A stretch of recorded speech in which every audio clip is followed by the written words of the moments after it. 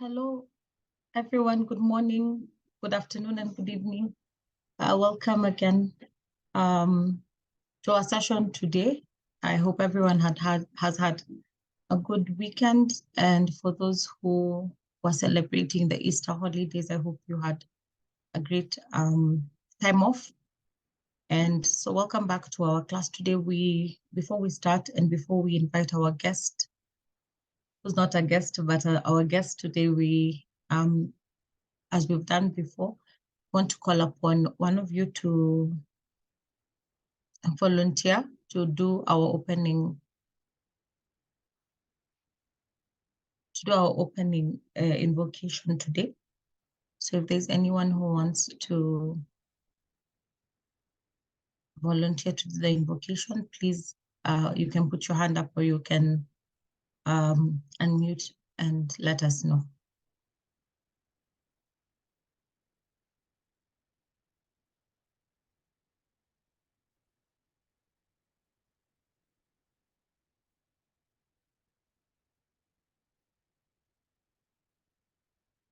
Anyone would like to do the opening invocation?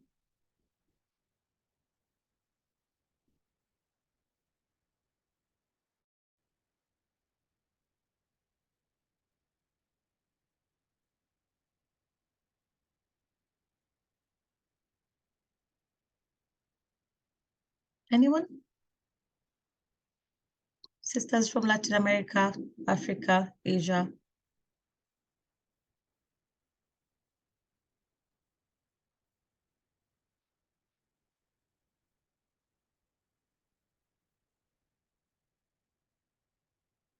Anima, I see your hand up. Thank you. Please go ahead. Thank you so much. Thank you so much.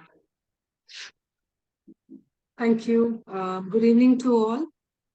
So I'll start praying in my own dialect. Amo mai lo mano ang pulo tini. Inin theke ang no pujinai. Nang chini nogo chini mai pulong khadi. Nang chini hamesa yabo hasal ke tondi. Nang chuno hamjak di chungbono no hamjak na ama. Chung pogi thangka ni kok rokot maro. Nang chuno phorong di chung no bahai ke pujinai. Chung no khulumnai chung no harmo. Khulumpa. So I just prayed to our mother, Earth, who provides her for the food. And I have just asked her to bless us with the way, with our knowledge, because we have forgotten how to pray. We have forgotten how to give thanks to her, how to praise her, and how to give us intellect to fight the world, to fight who has taken from us. So I have just prayed to give her strength. Thank you. Thank you so much, Anima, for that. And thank you also for volunteering. Thank you for reminding us that we should be grateful to our Mother Earth and renew our strength or our commitment to protecting her because of the life that she gives us. And so thank you so much for that reminder and for that invocation. So again, welcome everyone at today's session. Today, our expert or our guest is not new to us. She has been with us and she has supported us and is one of the reasons we are here. So I want to invite Teresa, who is going to be taking us through our session today morning. And today what we're going to be speaking about is the main demands, proposals, strengths, and challenges of Indigenous women for the realization of global advocacy. So we'll look at conferences, global meetings of Indigenous women, and its resolutions. So Teresa, whenever you're ready, please welcome.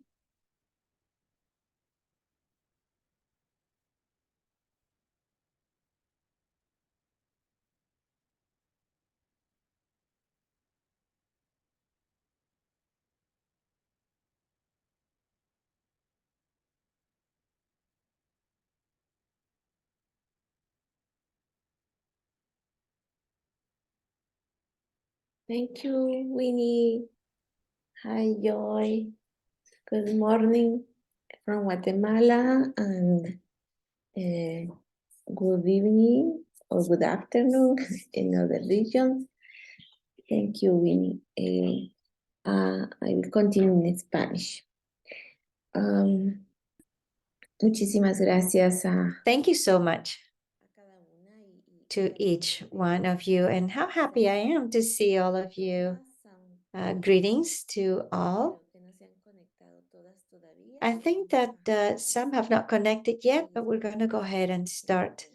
And we hope that then we have the rest join us. Greetings also to the advisors who are accompanying us today. Well, I was asked to talk with you about the subject of the demands and proposals, as well as the strengths and challenges of Indigenous women for the realization of global advocacy. So I'm going to share with you a presentation, and we're going to try to participate at different times so that it's not just a matter of listening to me all the time, but to have everyone participate.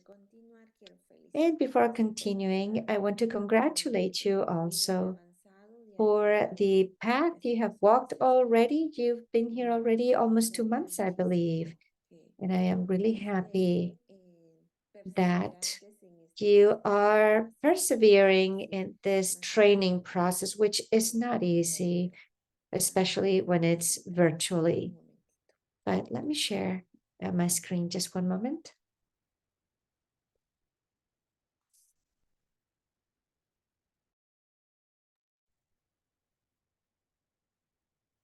Un momento, por favor.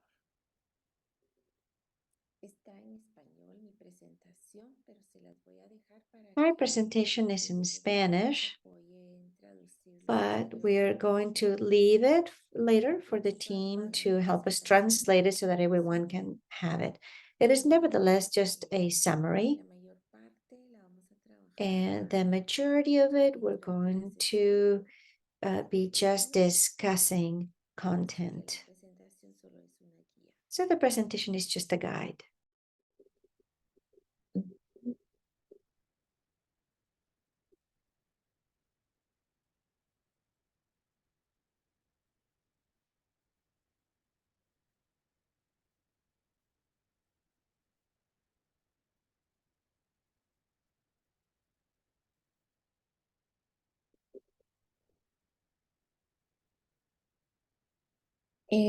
¿Logran ver todas mi pantalla? Can you see my screen? It's okay, thank you. Yes? Okay, great. Bueno, Thank you. entonces, como les decía, el tema Then, as I was saying, the subject that I was asked to talk about with you today is the main demands, proposals, but also the strengths and the challenges that Indigenous women have for the realization of global advocacy. So here you have the title in English and Spanish, but the rest of the presentation is in Spanish.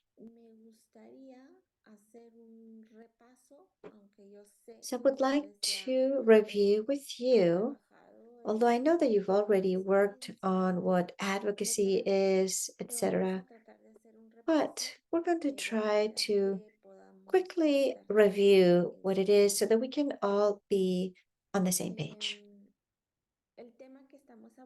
So the topic we're discussing today is about global advocacy. So we'll discuss what this advocacy is. I have a definition here, and that is a political process, non-partisan. We're not talking about participating political parties, but just in politics. So it's that kind of process. And it's, why is it political? Because we're trying to transform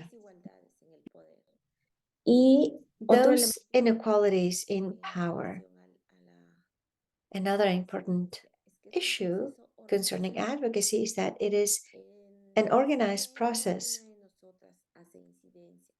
And although each one of us advocate at a personal level, the content, the reason, the message we're trying to convey is not just for one personal objective. For example, in my case, if I'm participating in a public forum at an international event or in a dialogue with donors or with the government, although I may be the only one speaking there, the contents, the proposals that I bring are not mine or just for my benefit, as Teresa Zapeta. It's an organized process where we have been talking, finding consensus to then present our proposals. And what for? Well, to influence the decision makers in this global environment. And why do we need advocacy? Why do we need to advocate? All of us here know that in our countries, in our communities, we live with inequalities.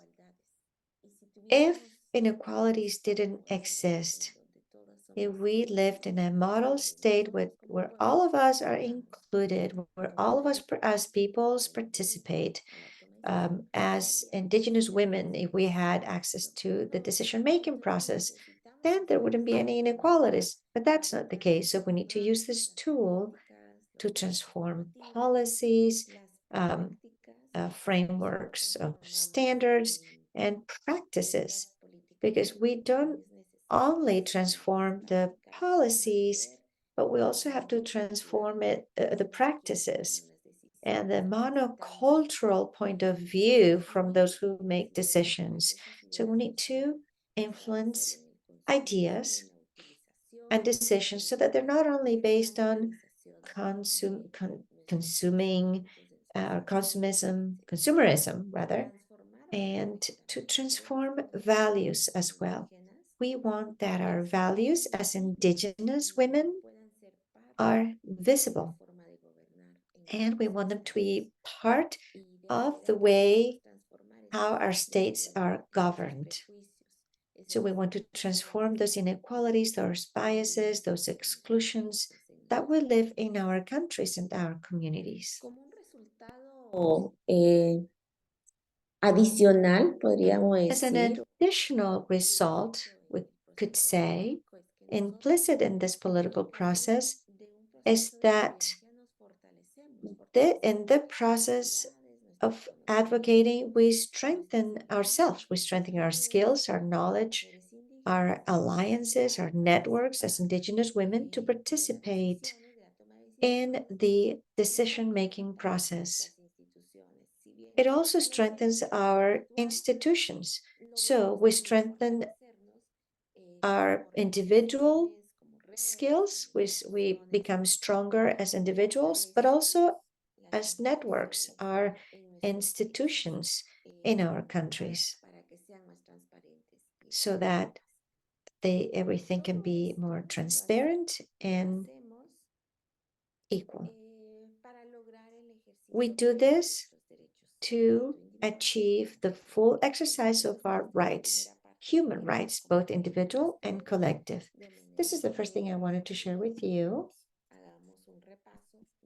so that we just quickly review advocacy and the demands and the strengths that we're going to talk about today can then be discussed within this framework of global advocacy, what it is and what it's for. All right.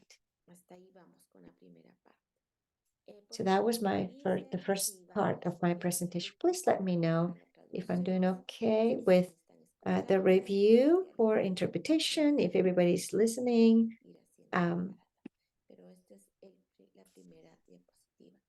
This is the first slide.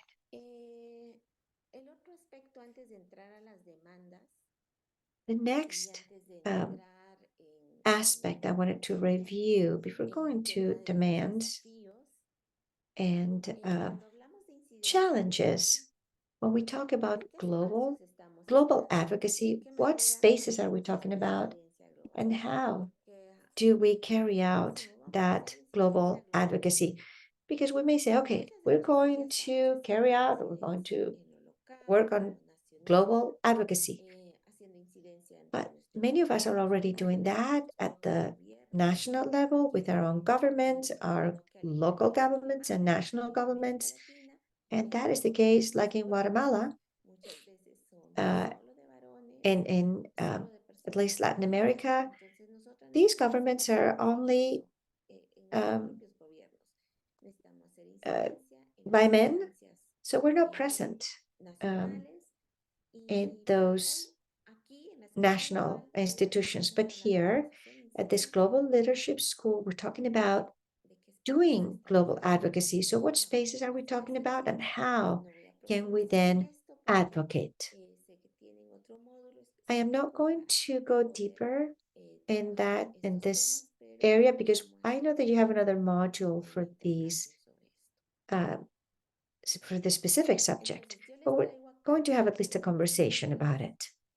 I have some examples of some spaces where we, as Indigenous women, meet and come together to advocate. When we talk about global advocacy, we are talking about proposals, results, demands that are global, that we're going to present, such as, for example, the need for us to participate in the planning of social programs for our countries. So we are talking about the fact that this is a demand, it's a proposal, a demand for all Indigenous women in the world, not just in Bolivia, not just in Thailand, not just in South Africa. We're talking about the fact that all of us Indigenous women want policies to change in our countries. When we talk about global advocacy, we're also thinking about bringing to international mechanisms proposals and needs that we have. For example, now in my country, in Guatemala, there's been an increase in persecution and eviction of Indigenous families, and they're removing them violently from territories that have traditionally been ours. So we are living this situation in our country as Maya people in Guatemala, but this is also happening in other countries, in other communities. So we unite our voices and bring this situation to international bodies, and that's how we advocate internationally. So we go and we say, this is happening in Guatemala, this is happening in Thailand, this is happening in the Philippines, in Uganda. So we bring our voices together globally. And where do we go? Well, here are some platforms where we are going as Indigenous women at various times in the year. So we have the CEDAW, CEDAW, it's the letters in English. And then we also have the CSW, which is that follows the Beijing platform and is the result of international or global conferences. In this Commission on the Status of Women, we have brought several recommendations, several proposals and demands. Some of them have become resolutions. We have made demands of several states, several countries. We have been able to get great achievements, but we've nevertheless made our participation visible. Then the Permanent Forum on Indigenous Peoples Some of you may, of course, have heard about it and may have participated, and you are knowing about this forum. And that is going to be in a session in a week. So the permanent forum was also created to listen to the demands and proposals of Indigenous peoples. We've been there. We've come to the CEDAW committee, which follows up on the convention. And also we've come to the committee of experts. And we've also come to advocate before the repertoires. There are some for various subtopics. They're experts on various topics, and Don Francisco Cali was the one for Indigenous, is the one for Indigenous peoples, and we had Victoria Tao before, also an Indigenous repertoire from the Philippines, who did an excellent job. And there's also a repertoire on the violence against women, and we have achieved that the report from this repertoire include contributions from us, Indigenous women.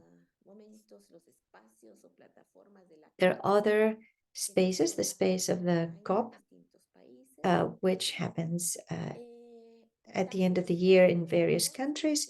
We also have the Business Forum, a mechanism from the UN. We don't know that much about the Business Forum.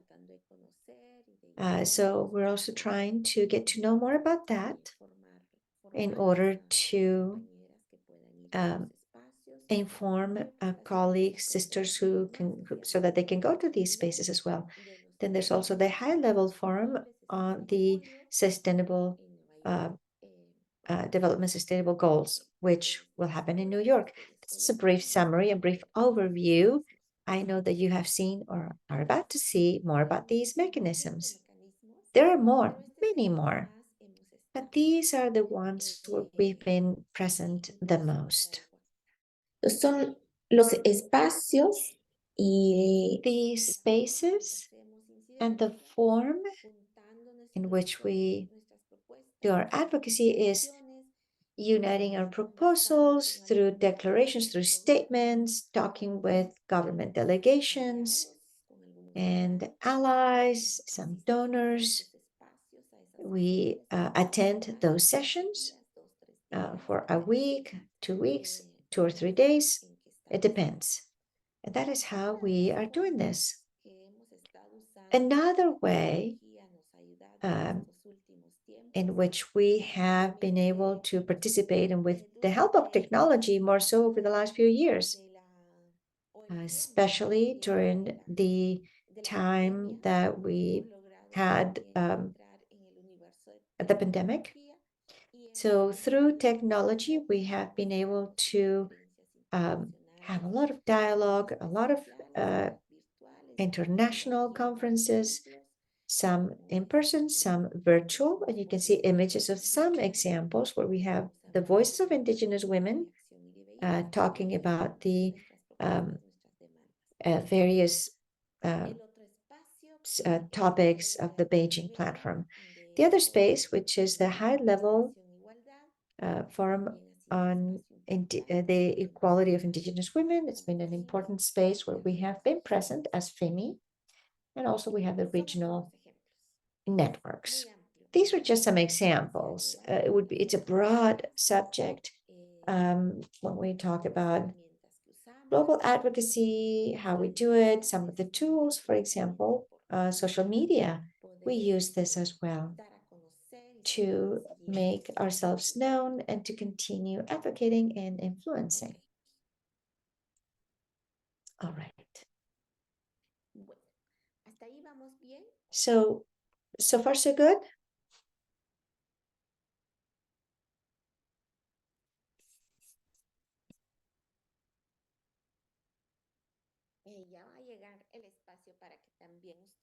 And soon we're going to open up this space for your participation as well. I'm just making an introduction right now, and I hope that everyone is connected in front of your computers or telephones, tablets, so that at the time that they open up the space for discussion, you're ready, you already have your coffee at hand.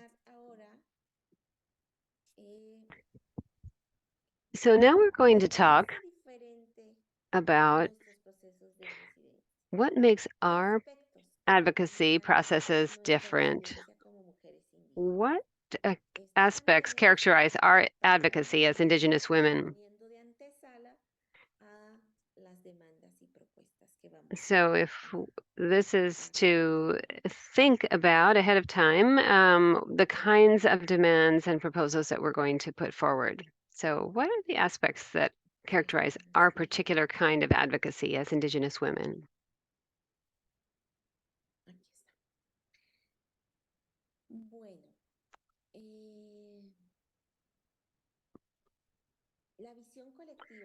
Well, we have a collective vision. Whoops. Mouse is playing tricks on me. The collective vision is one of the first characteristics of our work. I can share with you here that our advocacy as Indigenous women focuses on our collective vision. Because when we speak before any UN mechanism or any regional mechanisms in our areas, and when we are proposing the need for protection of our territories,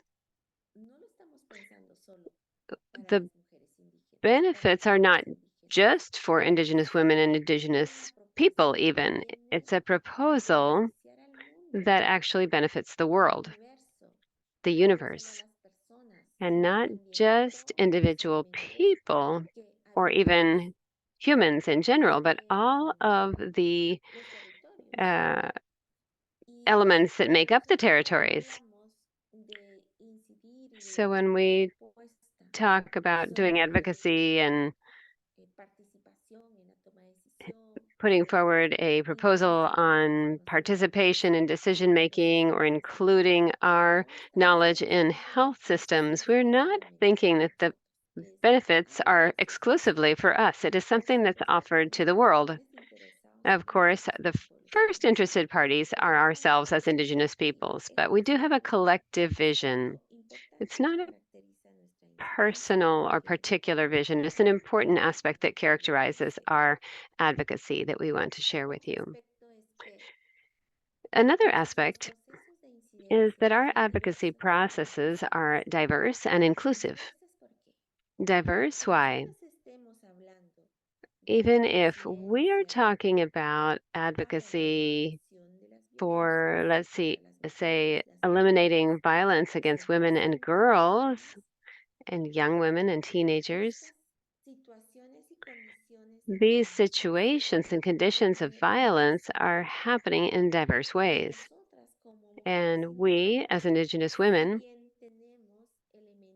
while we do have so many things in common, we know that there are many aspects that make us diverse peoples. We have different languages, different ways of dressing, and our contexts are different. Our food is different.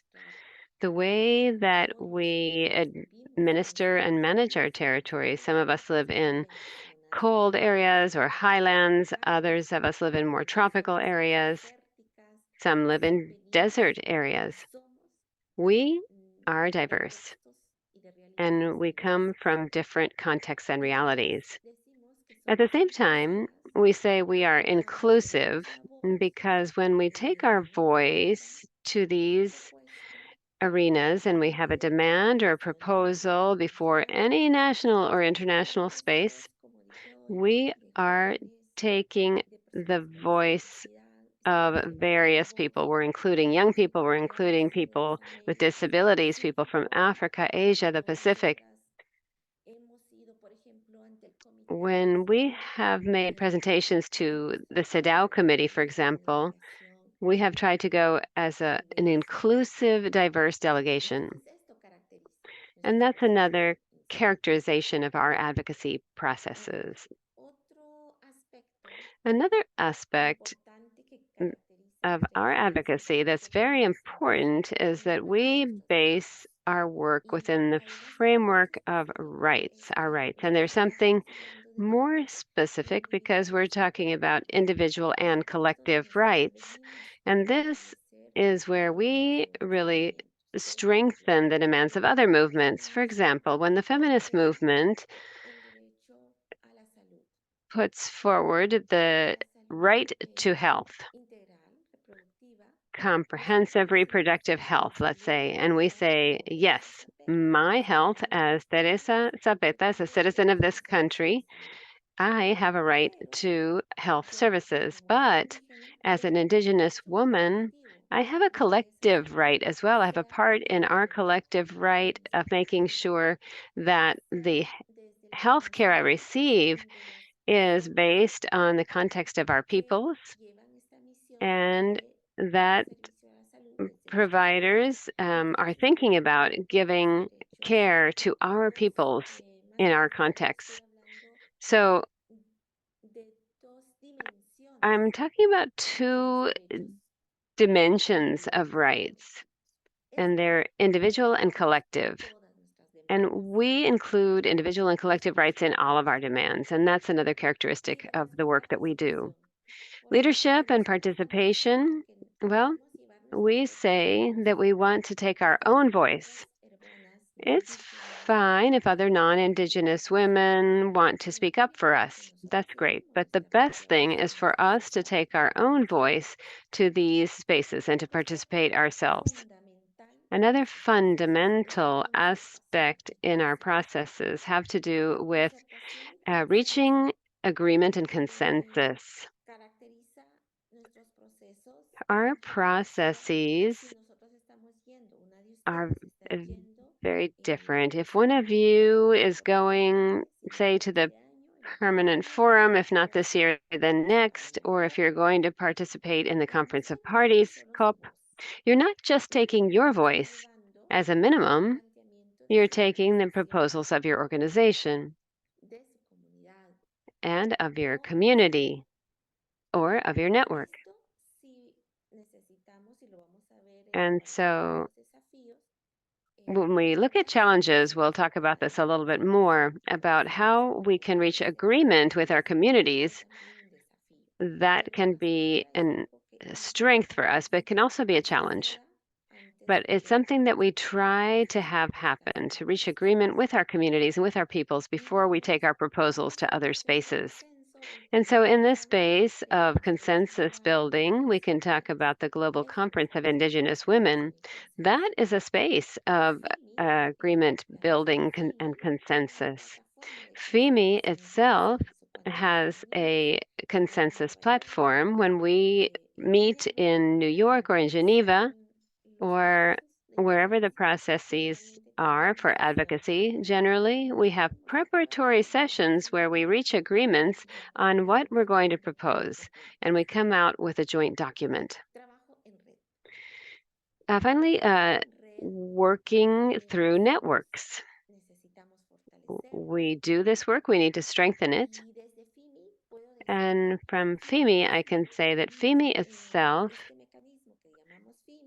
this mechanism that we call FEME is already a best practice, right, of working in groups, working in networks, sorry.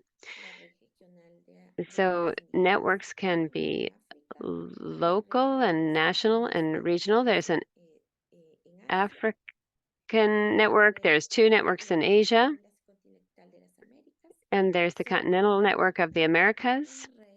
These are networking kinds of spaces where we try to create the chain from the local space, from the local needs and what the proposals are that are coming out of the local areas. And we say we need to talk about the impact of the extractive industries, for example, and climate change. We are dying from the drought, for example. These are needs that are being felt in our communities, but we also see that there are other needs at the national level, and we connect them together. We talk with our regional network, and we say, okay, we need to take this information to the international level. And so we come here and we find FEMI, and FEMI is trying to gather all of those proposals and move forward with all of them. That's a good practice. It's not just FEMI that's doing it. For example, there's the Biodiversity Network. There's other global institutions that are working in this way, and we can connect with them as well. But the FEMI is just one example of how a network works. And if we're able to get, like General Recommendation 39 says, we are able to do all of this local work, and if it's a good experiencing and a good practice that deserves to be studied and analyzed so that we can learn from it, we can see how to strengthen the work that we do. So now you go forward with the general recommendation, and then you take that general recommendation from the global area back to regional, national, and local spheres. And that's the way it should be. When you do advocacy, you're taking information up to the top, you're advocating, and you're bringing resolutions and results back to the local area. I'm going to stop here for a bit for your comments and questions. We'll do a first round of comments and questions. And I want to ask you, please, to look in your files and your reference documents or in the FEMI pages for this particular document on the second Global Conference of Indigenous Women.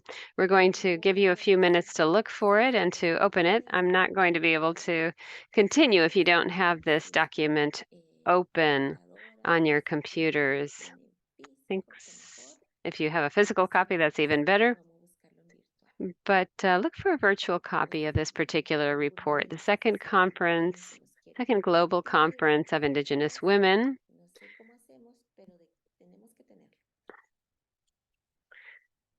Together for well-being and the Mother Earth.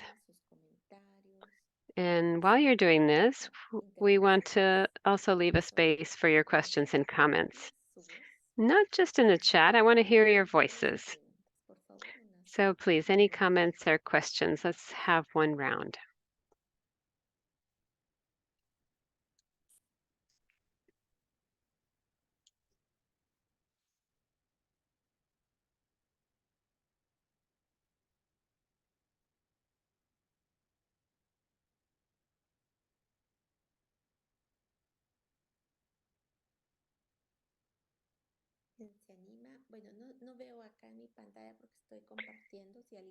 I'm not able to see if anyone has their hand up because I'm sharing a screen. I don't know if Winnie or someone can help me.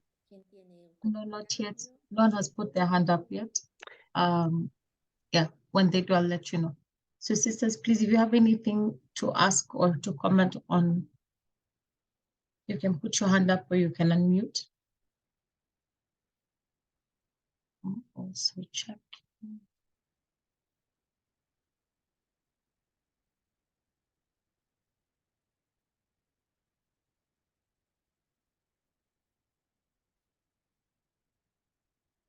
Any questions or comments? Sí, tiene que haber, aunque sea un comentario. Sure, you must have some ideas, maybe just a comment. What did you think about this? Did you like it? Did you not like it? Is there a particular experience that you've had with advocacy that you'd like to share?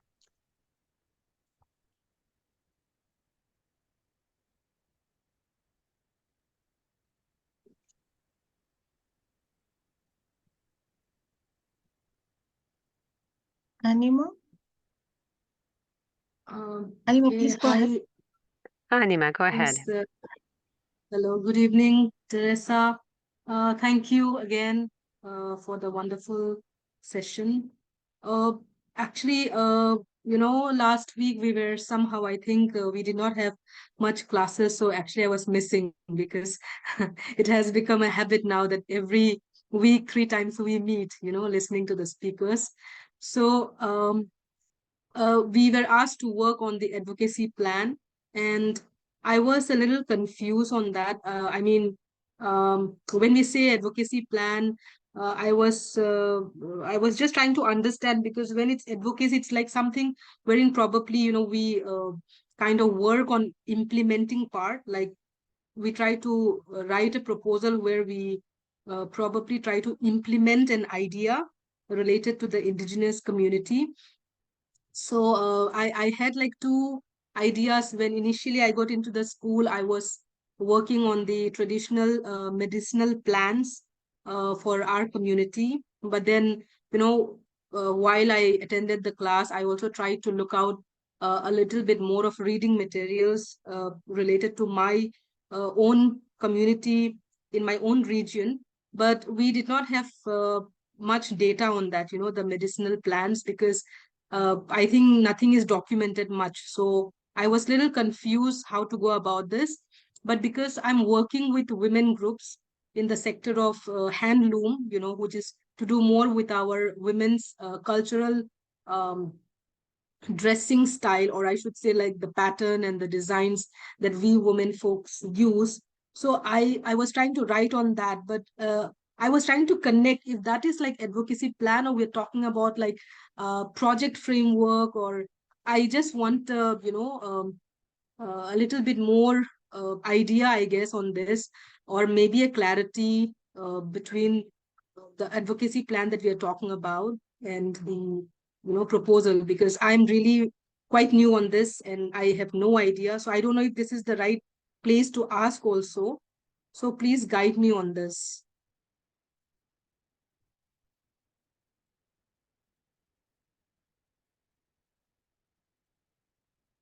I think we have got experts who have already might completed the advocacy plan. I don't know, but I somehow could not even start. So that's why I thought maybe I should ask in front of everyone here. So please help me.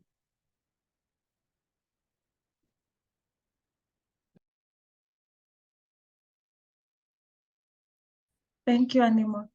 Tere, do you want to respond, or do you want to take another question if there is another question? Okay. If we have other question or comments, okay. Okay. So sisters, if there's anyone else with another question or another comment before we can give Teresa an opportunity to respond to Anima's questions and comments. Doris, please go ahead. Good evening, everyone. Good evening, Miss Teresa. I would just like to comment on the need to like connect our advocacy plan to the different advocacy plans that are being done or being put forward in the different levels. Like, because I would just like to, I remember the one we had, the dialogue or the dialogue series that we had at the national level. So now what we are doing is we are trying to localize those dialogues, so that because we realize that for indigenous peoples, having them dialogue with the different national agencies is effective. But when we put it when we do it at the local level, it is more we can be more specific with the issues. We get to discuss it more efficiently. So like last year, no, 2 years ago, we had the national dialogue. So now we are trying to have it at the local level.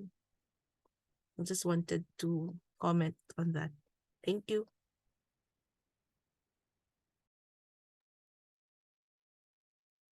Thank you, Doris. Anyone else before we can? Yeah. Okay, I think Teresa, you can Okay. go ahead and then we can ask the questions as we move along. Okay, Winnie, thank you.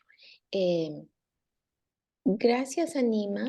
Y Thank Doris, you, Anima and Doris, for your comments. This really helps us to have more of a dialogue and that it's not just me talking.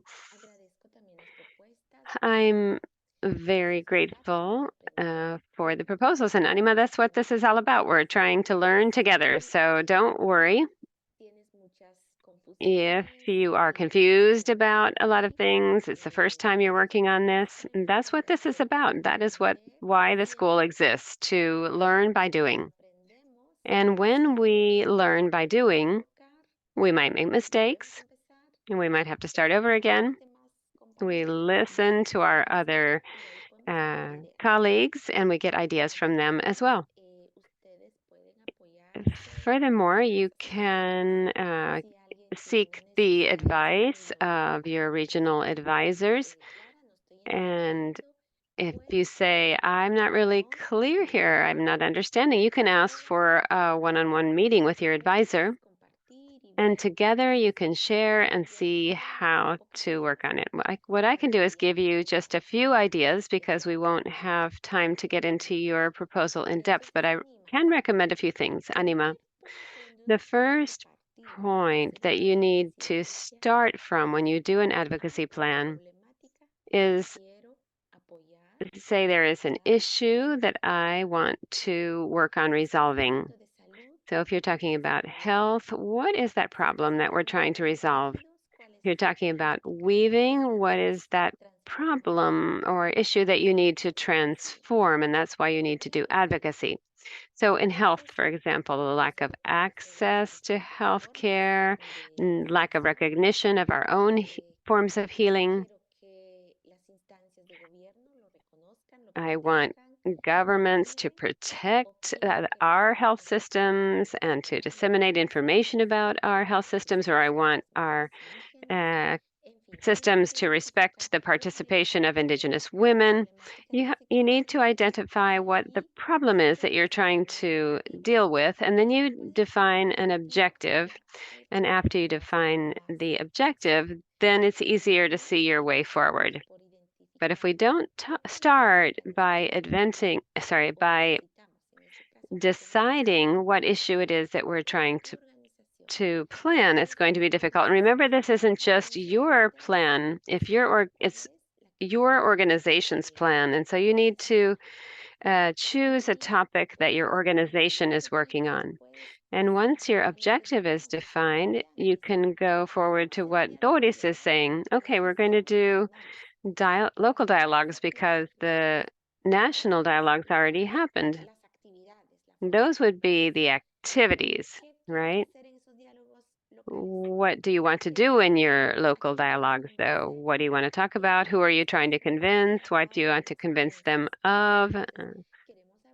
If we were talking about the agencies or government agencies that we're trying to influence, we want to show them perhaps the reality of Indigenous women at the local level. We can talk about health, violence, leadership, the situation of young people. I have to make sure that those dialogues have a clear content. And so you can support yourself with the document that we're looking at right now. Perhaps some of you have already been able to look at this global declaration from the conference. But if you haven't seen it, let's do a quick review. And if you've already seen it, let's just strengthen our ideas a little bit because there's so many things that we talk about in these schools. And one day we're talking about one aspect, another day we're talking about other aspects. So let's go review it again. And so that will help us with some of our ideas. So Anima, please coordinate with Joy so she can help you to define really well what kind of advocacy plan you're going to have. And Doris, congratulations for this idea of taking the national dialogue down to the local level. And if we can support you in that, of course, we want to. So I'll go ahead and continue with the presentation, and we'll have another round for questions and comments in a bit. I'm going to share my screen again.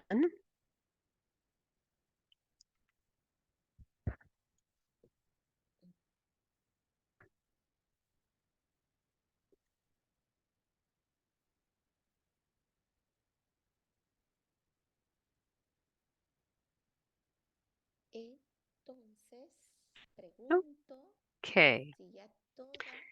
Can everyone's... Oh, does everyone have that folder open at this point? Can you see this document? I see that somebody shared the link, and so I hope that everyone has the link to this statement from the Global Conference of Indigenous Women. It was held September 2nd, 2021. Do you all have it? Put your thumbs up if you have it, please, or put a little heart or some sort of indication. I want to make sure everybody has this document open in front of them. And I'm insisting on this because I'm going to need one of you to help me to read parts of this document. I'm going to open it up here on my screen in case you have any trouble having it on hand. I will share it.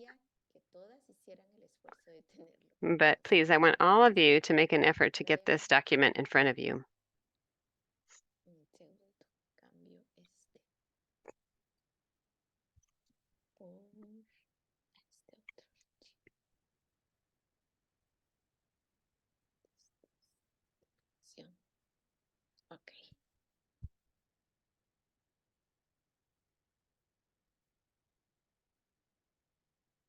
Bien. Este es el documento. Okay, this is the document. It's the Global Political Declaration of Indigenous Women. It's in English, in Spanish, and in French. And it's also in Russian, as I recall.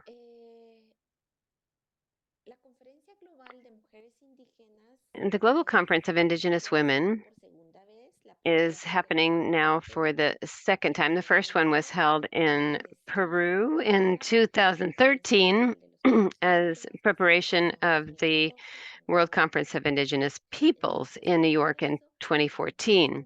Before that, Indigenous women got together. Not all of us, but obviously a delegation from the networks of organizations. We met and we talked about our realities, and we put forward proposals and demands. And from there, we have a document that's the political positioning and action plan for Lima. And then in 2020, when we have the second global conference, it was going to be in Finland, but then the pandemic happened, and so we were not able to do it.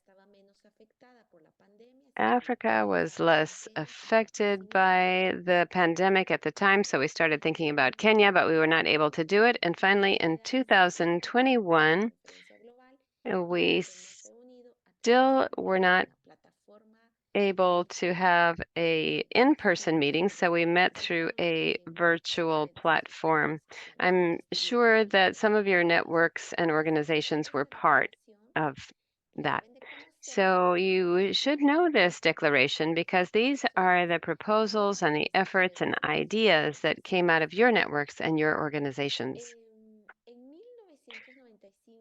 In 1995, there was another declaration, which is the Declaration of Beijing. I don't know if you can see this. Shall I make it a bit bigger? I think that's better.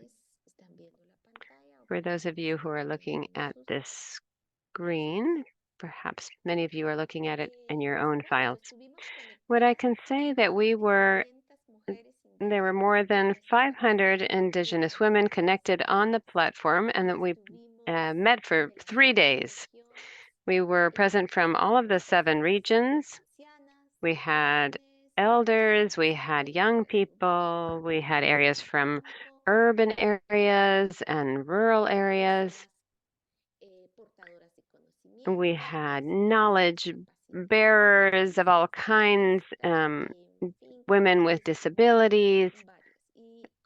Many of us were there, and we invited some government and UN agencies to come as observers. I can go to the next page here. This is the introduction, and here, basically, there is a summary of our mandate and also of our various positions that we have taken in different spaces. And in this declaration, we talked about different international instruments that already exist. And of course, the context of the pandemic was fundamental in this particular declaration because we were seeing many gaps in services that were affecting Indigenous women especially. And the positive thing about this is that we were able to do a global conference virtually for the first time. For the first time, Indigenous women were able to participate in this kind of platform with access to technology. It was a big challenge, but there were some of our sisters in Nepal and Kenya who moved from their community out to a big city where they could have internet and so that they could connect to this platform.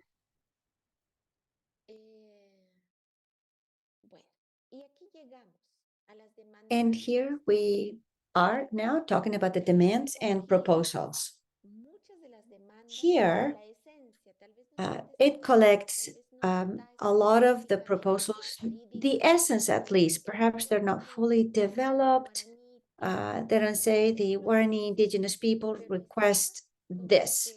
Perhaps it's not written that way, but it talks about the fact that the Indigenous peoples present the following, make the following proposal. And as such, it includes the Guarani people, the Quechua people, or the Pacific peoples' voices.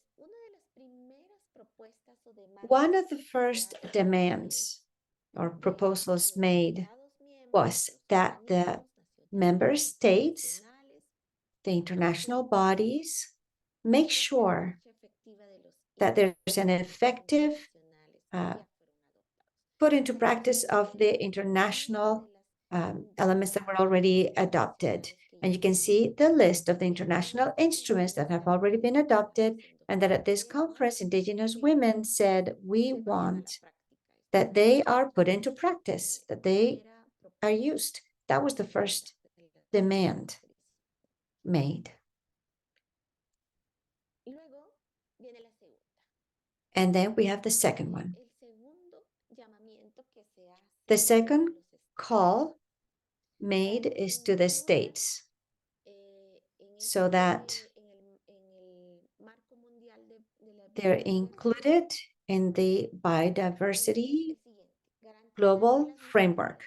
And the following is to guarantee that women and children, Indigenous women and children have access to the equal access to the conservation and sustainable use of the biodiversity, and that they benefit from it, and that they can have informed participation. And then here's the recommendation. There's more complete, the text is obviously more complete. I'm only making comments about the more relevant parts. And it says that we encourage Indigenous women are requesting of the states that have not adopted some of the international conventions to do so. For example, the United States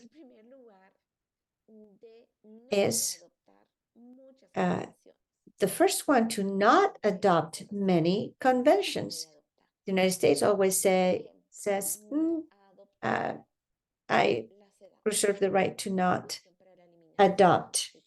And for example, they haven't adopted the Convention on the Elimination of All Forms of Discrimination Against Women, the CEDAW. This has not been adopted by the United States. I invite you to review what happened in each one of your countries to see if some of the international tools have been adopted at the Global Leadership School. For example, the Convention 269, many countries have not adopted it. For example, the colleagues who participated at the conference presented this need, this demand, which is not for all of the countries, but here all Indigenous women come united with one voice to request this for the countries who have not. And you can continue to use this declaration. You can continue using this declaration to go to the governments where you have parliaments where they haven't adopted, so that we can request to have such and such convention to be ratified. This is another issue that is very important. We can say this is the first or the best achievement we have obtained. Here you can see we're asking that the CEDAW committee accelerates the adoption of the general recommendation on the rights of Indigenous women and children and girls. And we achieved that last year, and it was adopted on October 26th. This recommendation, this general recommendation was adopted then. This was a request that we made together. So can you see how important it is to unite and to use this tool? So the colleagues who have participated and those who haven't, I tell you to please use this recommendation. If you're going to talk about health, you will have items there, important items in that recommendation. If you're going to talk about textiles, you're going to talk about traditional law knowledge, or about the right and protection to land, living with racism, you're going to find that there. And that's the value of working together. Here's another demand. Over the last few years, we have heard, perhaps you not so much, but those of us here in FEMI and in other spaces, we have heard that there are, I don't know how many million for climate change, so many other million for equality, or for working on climate change and its effects. But where is that money? Well, it turns out that Indigenous women don't see that money. We don't know what it is. So here together are demanding a distribution of those resources so that Indigenous women, youth, and girls can be the recipients of those funds that we have not seen, but that they have announced. Let's see another demand. I'm reading myself, but I'm going to ask you to read in just a moment. Another demand that we're doing is the transformation of power, where the paternalistic and racist focus be replaced by an equal collaboration by the states, bodies, mechanisms, and United Nations organisms, so that they don't give us just little pockets of power saying, oh, poor women, let's let them have this or that. No. We want to participate at a horizontal, equal level. So here I have read myself, but now I'm going and highlighted, but I'm going to ask perhaps Cecilia, Joy, Winnie, I'm going to ask my colleagues if you can help me tell me which of our participants should read the next proposals. I'm going to highlight so that they don't have to read everything. And we're going to have 4 or 5 participations for this review. So here we're asking the following.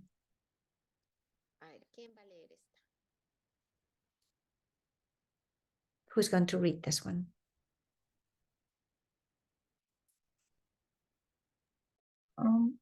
Perhaps because on screen it's in Spanish, we can ask some of the Spanish. Well, it's fine. I'm sure the English speakers will also follow, but we can ask. Yeah, so we can ask Okay, some of it's the good in Spanish. Spanish. It's good. All right. So I'll just call upon Medalith to please read that first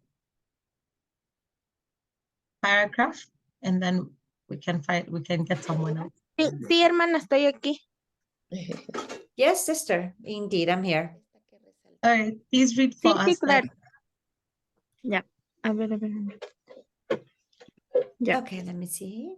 Los estados, para que adopten The states, in order to adopt specific measures that are inclusive and accessible, such as affirmative selective actions and programs to approach the condition of Indigenous women who are suffering multiple forms of intersectional discrimination and violence. Thank you. And I'm going to ask you to read the next one. Let me highlight it. So what we're asking is for the states to adopt affirmative measures so that we can little by little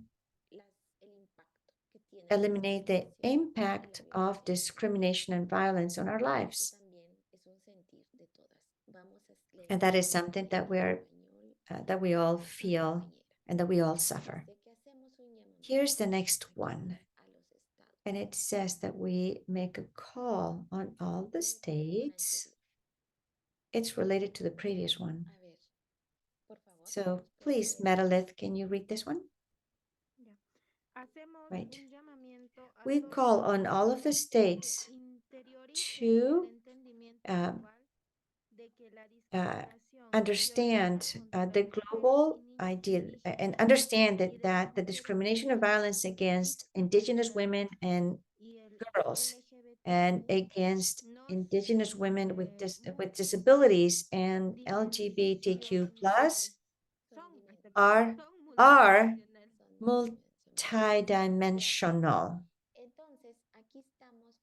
So what we're asking here is that when we talk about violence, they don't just talk about intra-family or domestic violence, inter-family violence. No, this violence has to do also with racism, so we can place a demand before the state. It also happens when the state doesn't talk to us in our own language. It has to do with economic violence because I may not have means to pay my transportation to go to a demonstration to ask for the protection of my life or my daughter's life. So it's multidimensional. This is a proposal that affects all Indigenous women. Now there are women that are not Indigenous who are feminists who are talking about this the type of violence that is also multidimensional, and the intersectionality, a term that I'm sure you've heard already. But those of us who have been talking about this for decades now, is it us Indigenous women, because we have felt the intersection of all of these conditions of discrimination and inequality and violence on our lives. So it's multidimensional. That is, it affects us at many levels, and many dimensions. So this is another one of the demands. I'll look for my English file. Well, let's read one more in Spanish. We'll ask for another colleague to read in Spanish. And then I'm going to open up my English file so we can have someone read in English. Here's an important one.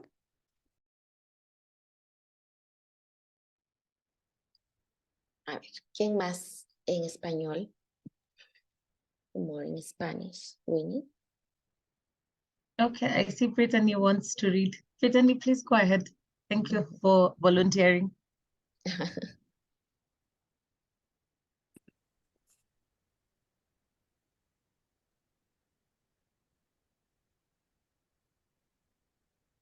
Brittany?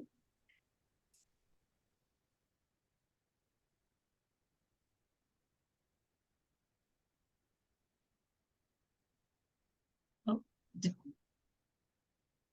yeah, please go ahead, Brittany. Buenos días, hermanas.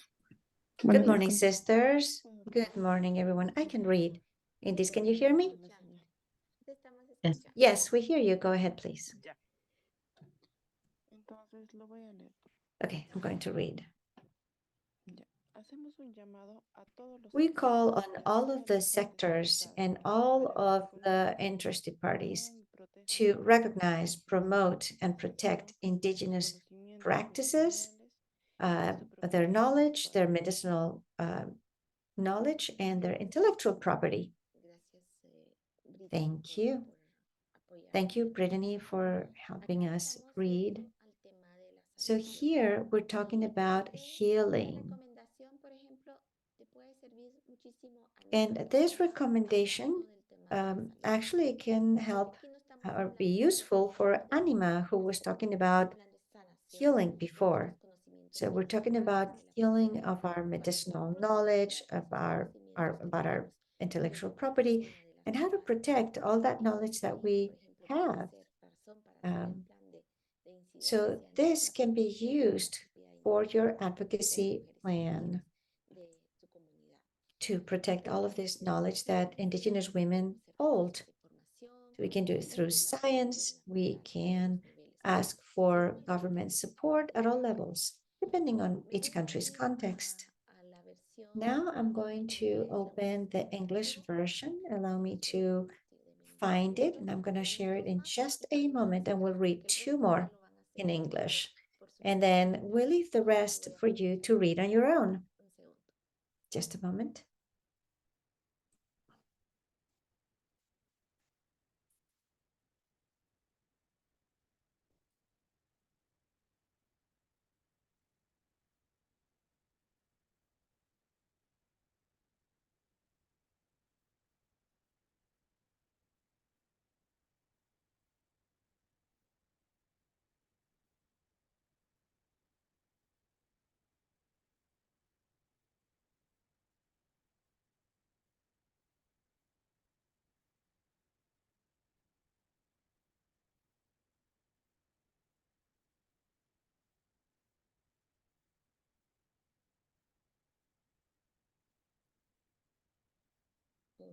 Ok, acá tenemos, solo le voy a subir de tamaño. Ay, ay, ay, ay. Okay, I'm going to see if I can increase the size of the text so that it's easier to read. Bueno, no sé si logran ver allí. I don't know whether you can see it. Muy pequeño, tal vez. It's a little small, perhaps. Vamos a incrementarlo un poquito. Okay, I'm going to increase it. Bueno, ahora vamos a pedir All right. una intervención más en inglés. Now we're going to ask for someone else to read in English, and it's just one more paragraph, actually. We're almost done. Las demandas. Talking about the demands. So Esto es importante, vean. this one is important. Let's see.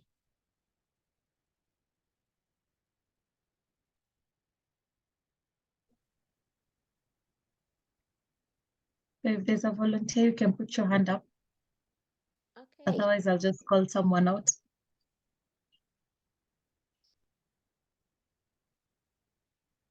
In English. Yes, volunteers in English, the English-speaking volunteers. Anyone, or I can volunteer someone. Okay, Maria. yeah. Thank you, Maria. Please go ahead. Okay, thank you. We call on all states to amend and revise existing laws, policies, and rules, and or establish new ones so that they are fully in line with their commitments under international instruments, and to recognize and protect the rights of Indigenous peoples and Indigenous women to access, own, control, and use their customary lands and resources. Thank you. Okay, thank you, María. Y aquí también estamos pidiendo que UN Women puedas Here operativizar. we're also asking that UN women can also make can include and ensure that effective implementation at the community level, and they owe us a lot, so we want them to do that. Let me say that when we're talking about demands and proposals by Indigenous women, there's a document that already collects everything at a global level. It's a document that collected all the ideas by the organizations that participated at the global conference. You can use this tool to support your advocacy plans, and you can use the general recommendation number 39 from the CETA. These are the important instruments that you can use. I am going to use these last few minutes to share with you the challenges, which they also asked me to discuss today. So let me change my file. Okay. All right.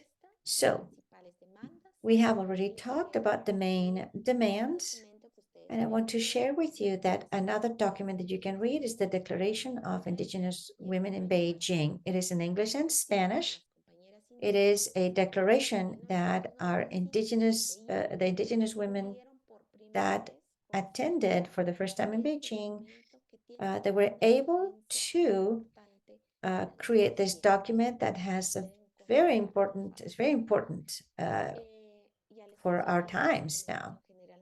I already mentioned General Recommendation number 39 from the Committee of Experts, from the CETA Committee of Experts, another tool where you can find the demands, but also an international framework that supports these proposals and these demands. Our strengths and our challenges.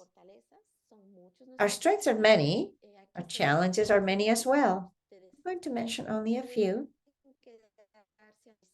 and you can then identify more strengths, more challenges, so that we can have a balance. We don't want the challenges to be overwhelming our strengths.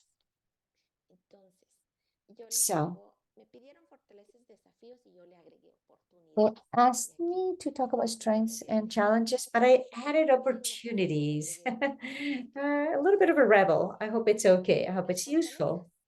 So for strengths, well, the first strength we have is our identities, because our identities is a set of elements. It's not just I'm Indigenous and that's it. No, it contains several elements in each identity. And there are other identities. I'm a woman, I'm Indigenous, I'm young, I'm disabled, I'm LGBTQ+. I am a person who lives in the urban area or the rural area. So there are so many elements that create our identities. You probably talked about this already at the beginning of the program. Then organization and networking. Almost all of us work within organizations and networks. We don't go around walking by ourselves. And if we're doing that, it's a bad practice. We need to find our base. Then values and principles. There are many values and principles that we can contribute, and that can be useful in our advocacy work. I mentioned already some of them, such as consultation, respect, solidarity, reciprocity, etc. Another strength that we have is the ability to create alliances. Many of us participate in other alliances at the local level, with other committees, with other organizations. So we create alliances and partnerships. We're part of a global network. And in fact, many of you are here because we're part of regional networks in your areas. We also create alliances with some UN agencies, etc. Knowledges, we have plenty, and sometimes knowledge that we don't even value ourselves. This is a great strength of ours. Also, our leadership, which is not only about who speaks the most. There are different types of leaderships in our communities. You yourselves are here today because of your leadership. And if you don't consider yourselves leaders yet, discover that you all are leader women and that you can lead processes. Spirituality, an enormous strength that we have as well. Regardless of how we express our spirituality, what our connection is with nature, with the elements, that's something we have. And then we also have technical abilities. And if we don't have them, that's why we're here, to train ourselves. There are many more. I just made a list of the main ones. Challenges. I think I have the same amount. I didn't count, but yes, we have many challenges. And I'm also naming some, the main ones here. One of the main challenges we have is to connect the local with the global. There's a huge gap there. Even more so if we work individually. So for this challenge, we have to go back to our strength of organization and networking so that we can overcome this challenge of connecting the local with the global. Another challenge we have is official languages. Many of us, to be here today, have needed to either speak Spanish or English. And many of us, Indigenous women, don't speak Spanish, even if Spanish is an official language in our country, or English. And I have the word oficial as official in quotes because our languages should be official too. That is a challenge because if we want to go to the UN, many documents are only on those official languages. And for those of us who speak Spanish, there are many documents that are only in English and we don't have access to them. So that continues to be a great challenge. Also, political conditions in our countries, if they criminalize us, if they don't give us visas, if they persecute us and don't give us the proper conditions to participate, then coordination among ourselves. It's a great challenge because if we say, I'm working on health, it's my subject matter, and I'm not going to talk to anyone else, that's mine. But that challenge to break those barriers is important. Violence and racism, and I'm going to go talk more a little bit about that, or we talked a little bit more about that. Access to technology is also a challenge. I know it's not easy for many of our sisters, but for others it's easier. So let's try to ally, partner with each other to find balance. Then access to resources, be it financial, technical, political, etc. And lastly, in terms of opportunities, here we have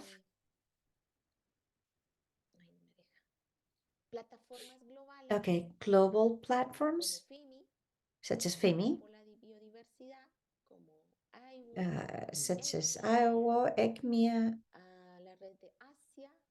the ASEAN network, the Pacific network, and let's hope that there's one day for the Arctic, which I think would be possible. So those are the platforms, the opportunities we have. Then in terms of rights frameworks, and international mechanisms. So we have them. We have great opportunities. You can go to general recommendation number 39, and there's a lot there in terms of the rights frameworks. So rights frameworks are talking about instruments such as Convention 169, the Declaration, things like that. And the mechanisms are institutions such as the UN agencies, Permanent Forum, CEDAW Committee, NRIP, etc. Other opportunity is technology, which I mentioned already. Our partners who support us is another opportunity, and training opportunities such as the one that we're at right now. And we could continue adding to the lists. So my dear, this is just a summary of strengths, challenges, and opportunities. We don't have more time, but you can, not to add right now, but you can continue doing that either through the chat, and you can continue to feed these columns. With this, I conclude my presentation. Say there should be nothing about us without us. We want to advocate because we don't want things to happen without us. Nothing about us without us, my dears. And that's the end of my presentation. Thank you. Thank you so much. I hope this presentation has been useful, and we will have this entirely in English in a few days. Oh, wonderful. Thank you so much, Teresa. Thank you so much for coming again to speak to us. And I hope that when the sisters look at the presentation, they can come up with more questions and comments, and hopefully you can reach out to your regional networks and connect with your regional networks, because in that way you're able to do more advocacy at the regional and international level. So thank you so much, Teresa, on behalf of every participant. We thank you, and we hope to see you again with us soon. We wish you a good day. We know it's very early for you, so have a wonderful day ahead, and we hope to see you again. Thank you.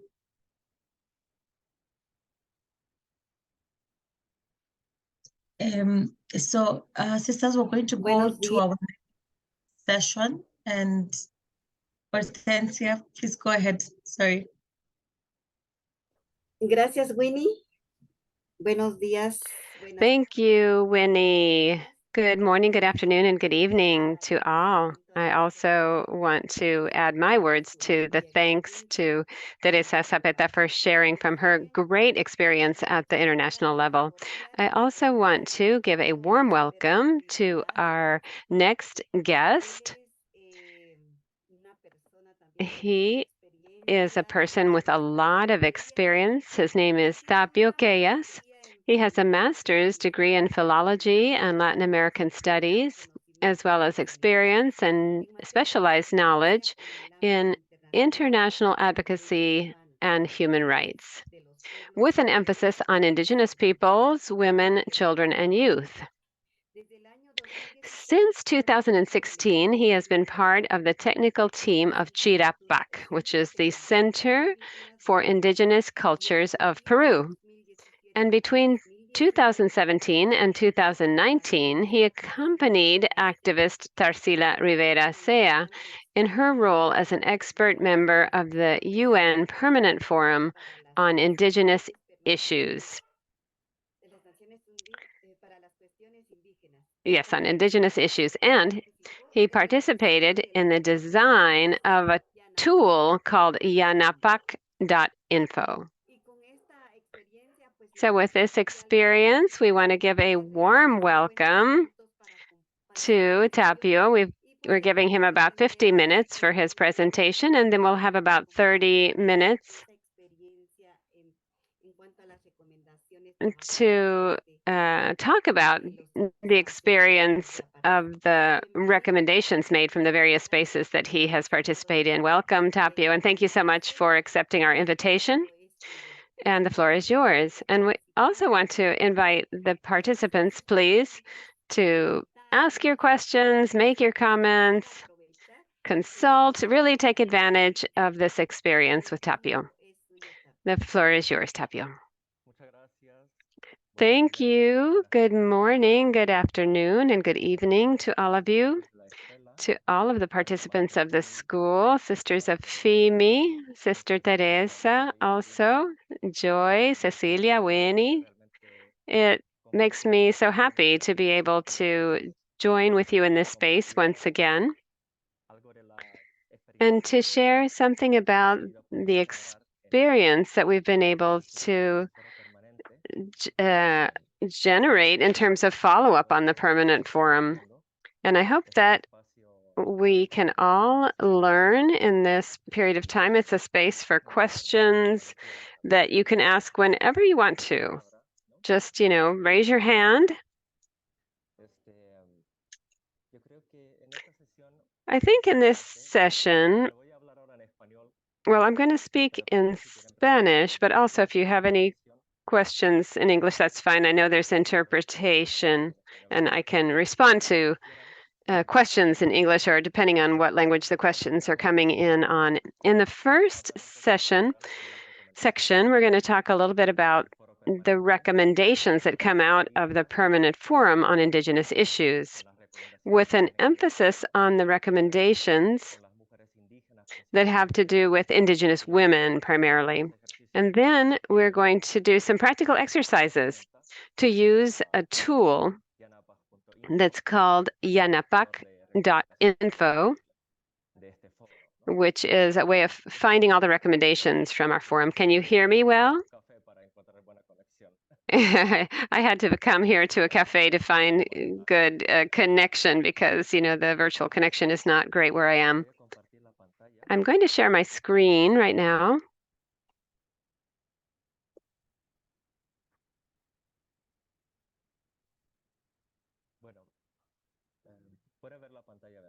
You can see the screen, right? Yes? Yes, we do. And I've been told that before this session, you had a brief introduction to the permanent forum mechanism. I don't know if one of you would like to say in a few words what the permanent forum is and what it does. Go ahead, Elizabeth.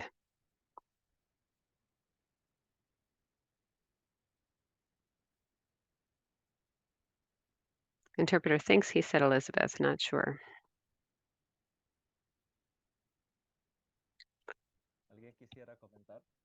Would anyone like to make a comment here? What is the permanent forum and what does it do?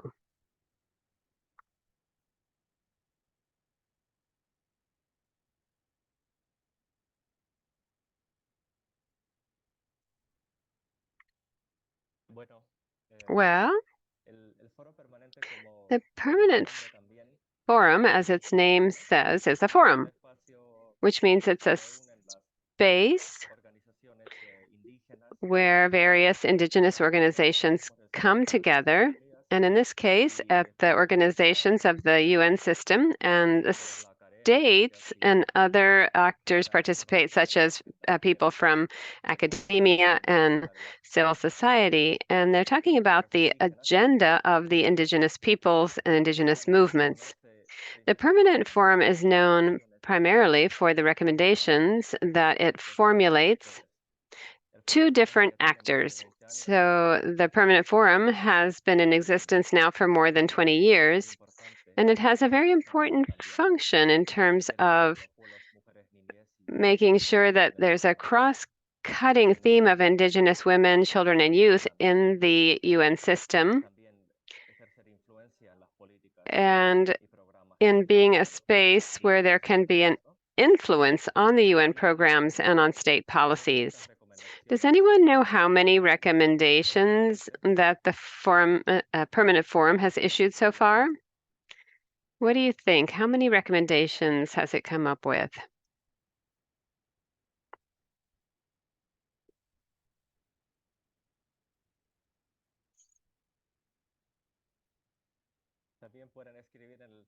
You can write in the chat too. Just guess, if you dare, how many recommendations may have come out of the Permanent Forum in its 20 years.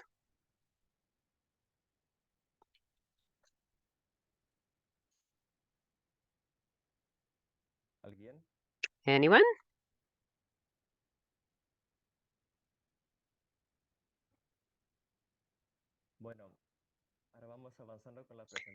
Well, let's go ahead with the presentation then. Here you find the answer to the question that I asked.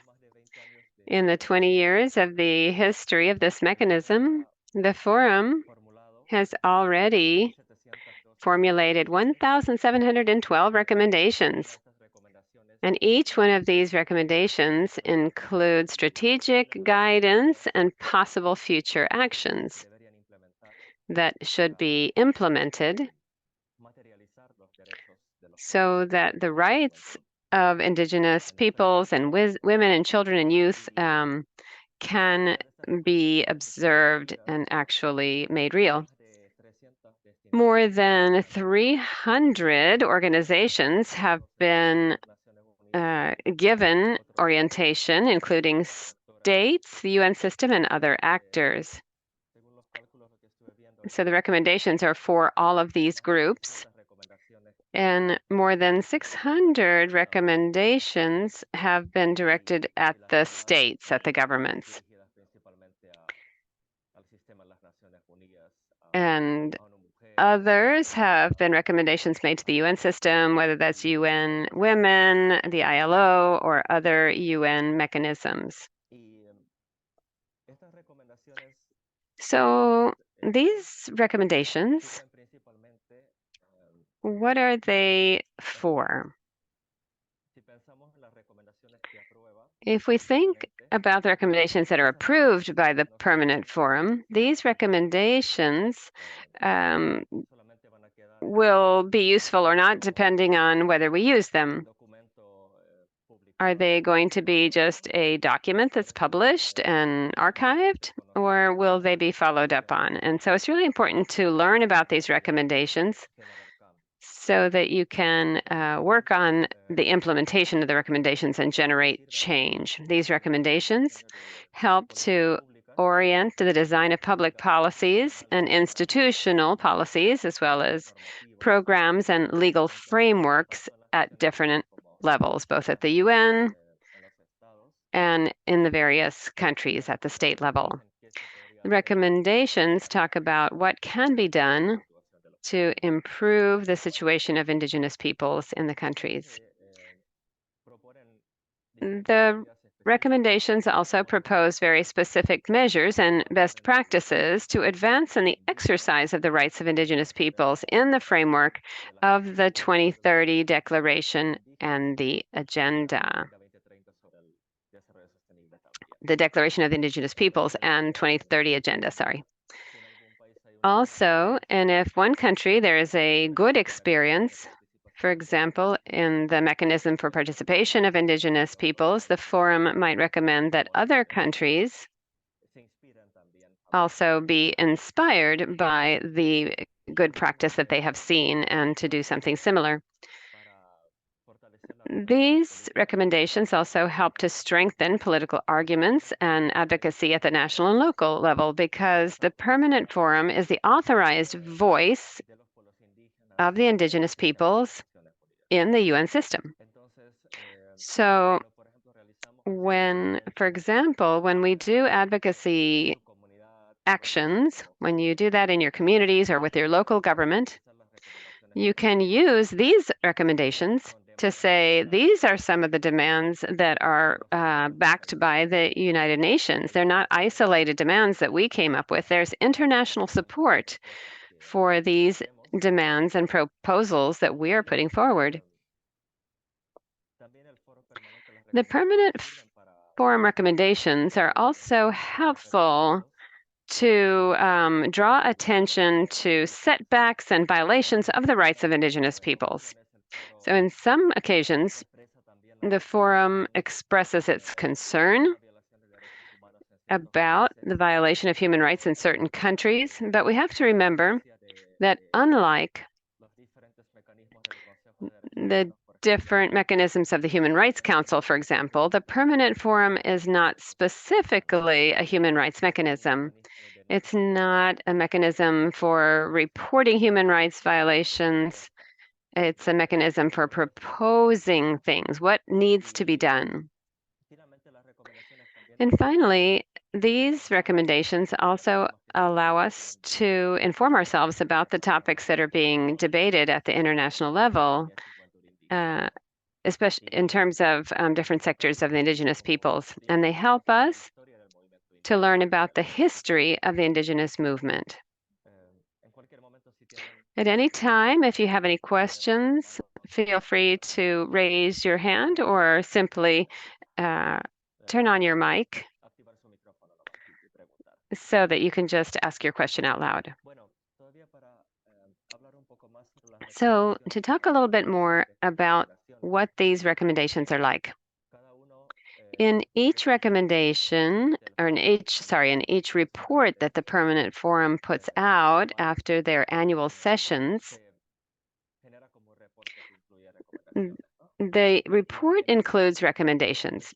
And in these reports, they always explain what they are referring to. For example, here it tells very clearly that the Permanent Forum has identified proposals, objectives, recommendations, and areas of possible future action that are set out below. And then it continues with the list of recommendations. There's an important paragraph here where it says that the Permanent Forum says that these proposals, objectives, recommendations, and areas of possible future actions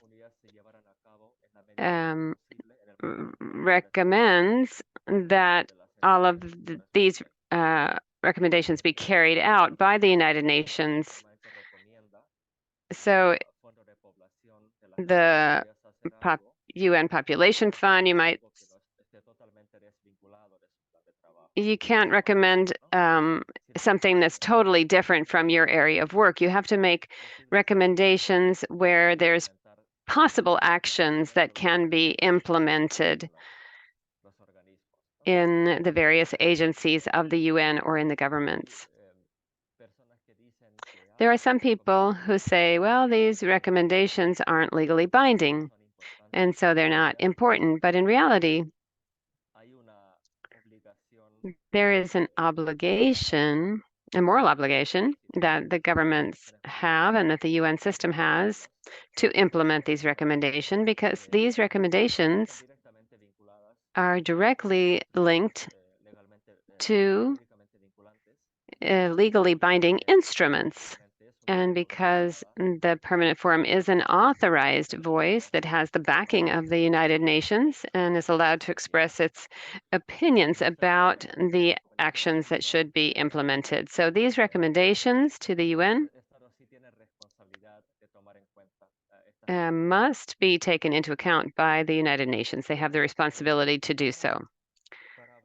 And now, maybe we can talk a little bit about these 1,712 recommendations of the forum. Here, using the YANAPAC instrument, we have been able to extract a little bit of information, some numbers, about the number of recommendations. For example, of these 1,712 recommendations issued by the Permanent Forum, only 12.7% of these, which is 218 recommendations, have to do with Indigenous women specifically. They mention Indigenous women in some way, perhaps. There are also quite a number of recommendations on the environment, on health, on land, territory, and resources, traditional knowledge. Climate change is also a topic that has been referred to 75 times. And here on the right-hand column, you can see the number of these recommendations. For example, if we have 156 recommendations on health, 40 of these recommendations mention Indigenous women specifically. And in this case, it's important to emphasize that all of the recommendations that the Permanent Forum has been able to recommend and approve have not been approved because the experts thought about these things, but because there's been a whole process. For example, FEMI is one of the networks for Indigenous women, ECMIA also. They've already had a whole process of bringing proposals from Indigenous women to the forum, and then some of those recommendations are taken into account in the report. So the fact that there are recommendations that have to do with Indigenous women is thanks to the work of organizations like FEMI, Indigenous women's organizations. Before talking specifically about YANAPAC .info, I'd like to emphasize a few challenges and barriers to the implementation of these recommendations. In general, you can see that there is a lack of knowledge about the forum and its recommendations in the various countries. For example, if you're going to talk with a government agency in your country and you ask them what the forum is, probably they don't know what the Permanent Forum is, or they don't know very much about it. And so they may or may not be aware of having worked on any recommendations, and that's a significant barrier to take into account if we want the recommendations to be implemented. Another topic related to that is that there is a lack of follow-up and information about the implementation. So there is a low accountability level, and this has to do with the lack of knowledge about these recommendations. Since the recommendations aren't known of very much, the organizations that mention them and demand the implementation of these recommendations and need to make sure that the government is aware of these reports. And so there's been very little strategic use of these recommendations for advocacy, which is a barrier. Often when we do advocacy actions with the governments in our countries, we forget to use the recommendations because we're not thinking about them. Also, there's another big barrier and challenge that has to do with the lack of political will. That's something that's cross-cutting. There's a general setback on the exercise of the rights of Indigenous women, children, and youth. And this has a lot to do with the lack of political will and the economic interests that are held at various levels by various actors. And so this translates into not very much implementation of these recommendations. Finally, something that's important is that sometimes these recommendations in the Permanent Forum, well, the states start to say, well, there's too many recommendations. They're repetitive. Some of the recommendations are so general, we don't know what to do with them. And sometimes the relationship of these recommendations to those of other agendas and other instruments is not made clear. For example, the 2030 Agenda on Sustainable Development. And so the states mention this as an excuse for not implementing these recommendations. And so all of this leads to a low-level implementation of these recommendations. The Secretary of the Permanent Forum has made efforts to send questionnaires to the states on the implementation, and the responses have been very few. Very few responses have been received. So it's also necessary to look for other mechanisms to truly demand implementation and accountability and really make sure that there is good follow-up on these recommendations. I wanted to say a few words about the problem of making recommendations in the permanent forum. About 5 or 6 years ago, maybe 7, there was a debate that began about the need to formulate recommendations that are quote unquote smart. And that refers to the initials in English, that these recommendations be specific, measurable, attainable, relevant, and timely. So in Spanish, it's the same thing: specific, measurable, attainable, relevant, and timely. For example, if there is a recommendation that doesn't have a timeline for implementation, it's not done. Sometimes we do the same thing. We say, well, I'm going to do this tomorrow, and we put it off. But if I don't have a deadline, if there's no deadline, I might just keep putting it off. So the permanent forum decided that it would make an effort to make more smart recommendations. At the same time, these recommendations need to be linked to the articles of the Declaration of the Rights of Indigenous Peoples to place it within a context. Now, before we start using yanapak.info, we're going to look at an example of a recommendation coming out of the permanent forum.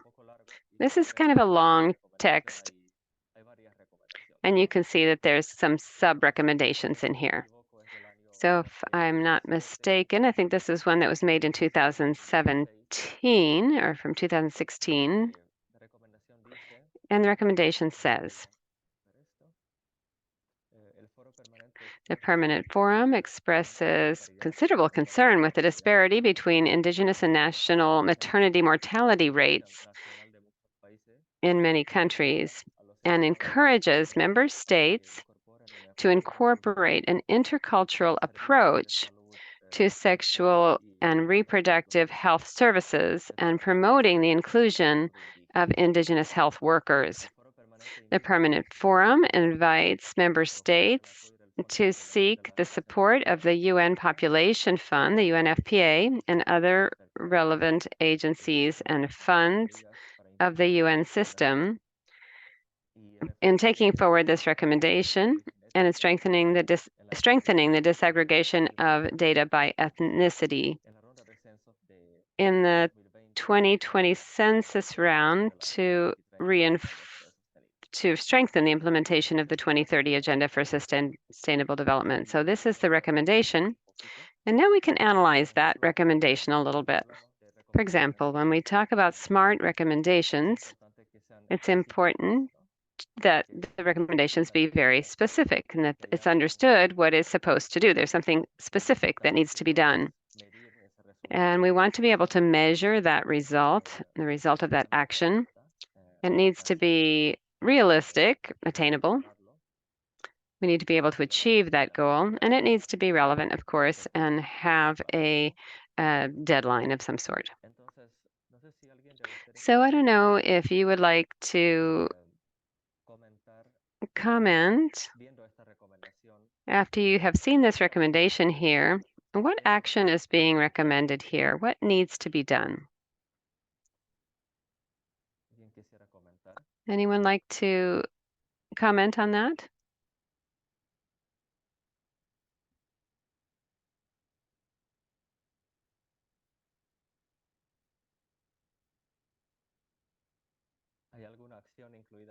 Is there any action at all included in this recommendation?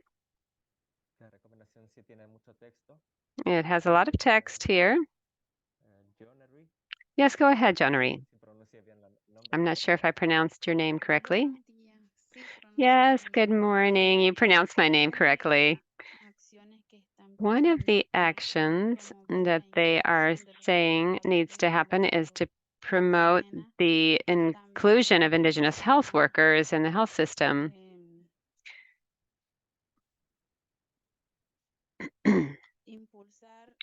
It also says to take forward this recommendation in strengthening and disaggregating data by ethnicity in the area of sexual and reproductive health and reproductive rights. Those are some of the actions that I've seen.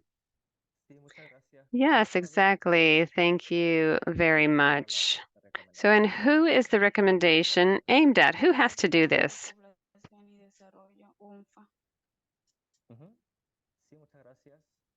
To the UNPFA.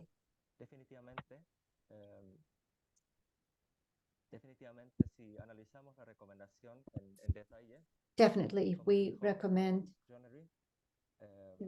we analyze the recommendation, as John already said, this is a recommendation aimed at various actors.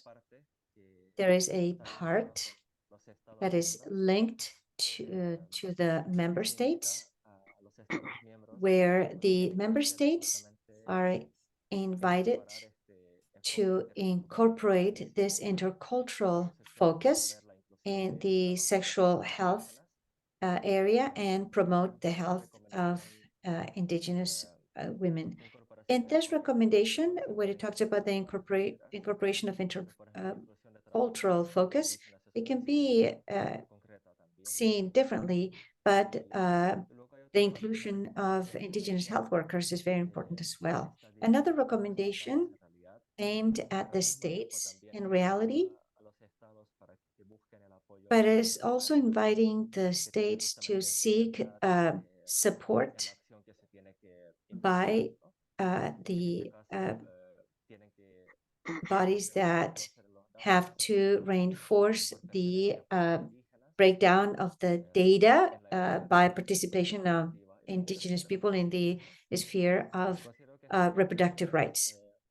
This recommendation is quite smart in the sense that it's a relevant recommendation that answers to a problem that has to do with the maternal mortality rate. And it's also a realistic recommendation, and it is aimed or directed at seeking the UMFPA support, which has the mandate of providing technical assistance to the states in terms of everything that has to do with population and development. Finally, what we talk about also here is the timelines. So we also have the question of when. So this recommendation has to be implemented in the 2020 census round, where several countries will have a national census round. Finally, it also includes here other instruments. In this case, it mentions the link to the 2030 Agenda for Sustainable Development. So this recommendation is an example of a recommendation that is quite smart, although it could always be more specific. So for example, if you participate at the permanent forum, it would be very important to analyze well the mandates of the UN bodies, to think what you want to recommend and to whom and for when. Because you are also experts in the situation of your peoples and the demands that are needed to be presented at the local and global level, local and regional levels. Let's see now some questions that can help us develop recommendations that are smart. For example, we can think about what's the problem that we want to solve. In this case, it could be criminalizing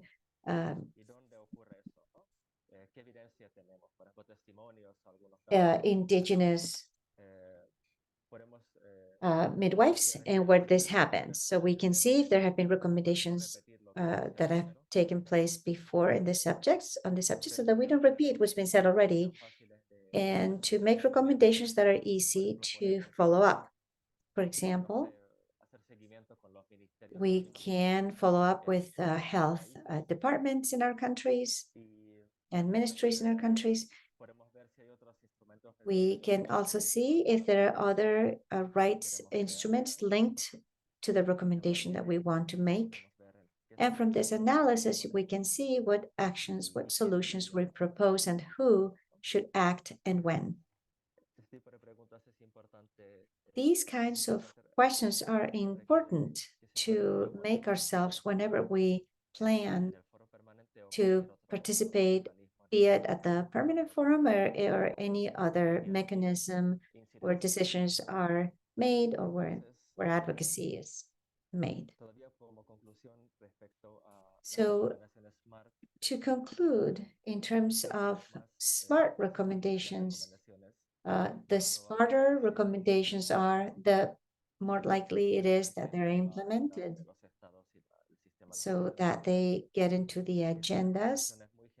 And if there are too general recommendations such as protect the rights of Indigenous women in the world, that is too general and is not going to take us to any specific action, unfortunately.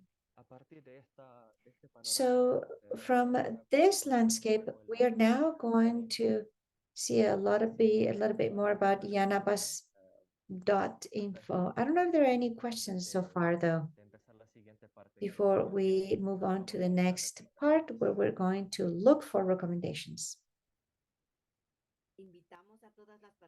We invite all participants to please ask your questions, make your comments. We know that this is the best time to ask any questions we have and take advantage of the experience from Tapio. So we invite you to open up your mics and ask your questions so that there's also a dialogue. So please go ahead.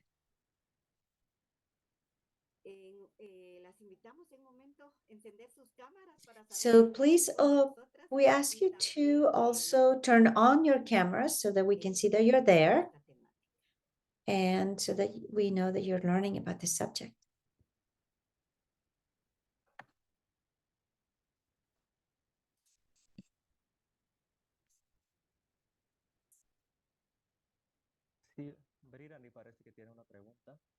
It looks like Brittany has a question. Go ahead, please.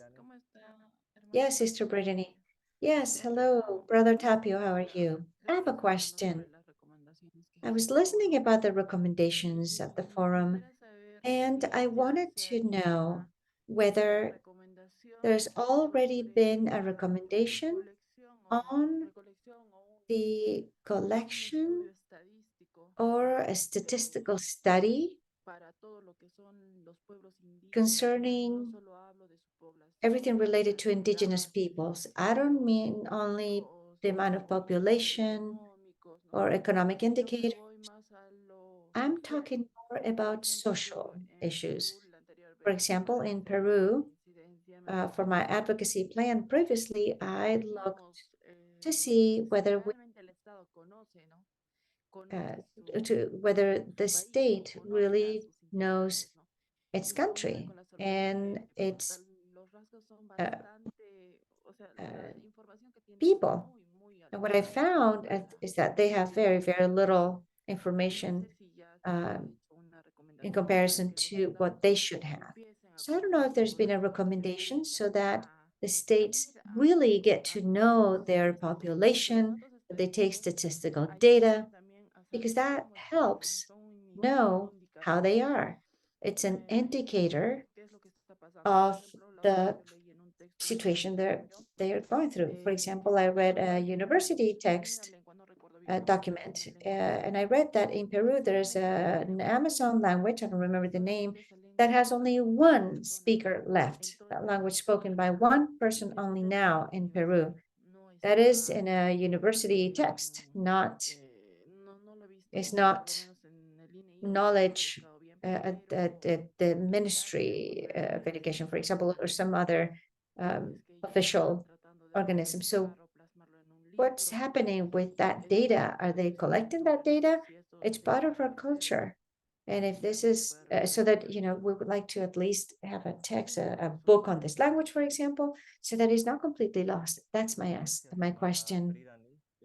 Thank you so much, Sister Brittany.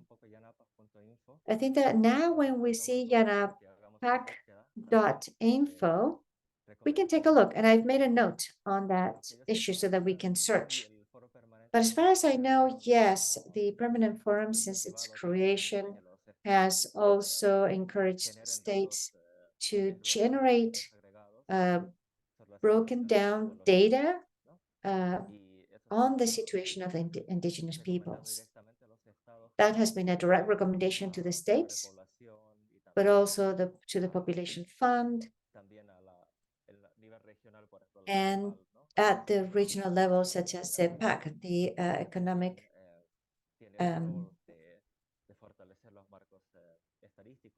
it's for Latin America, but there are other recommendations that have had to do with, for example, with the inclusion of the ethnic identity, whether that question belongs in national census.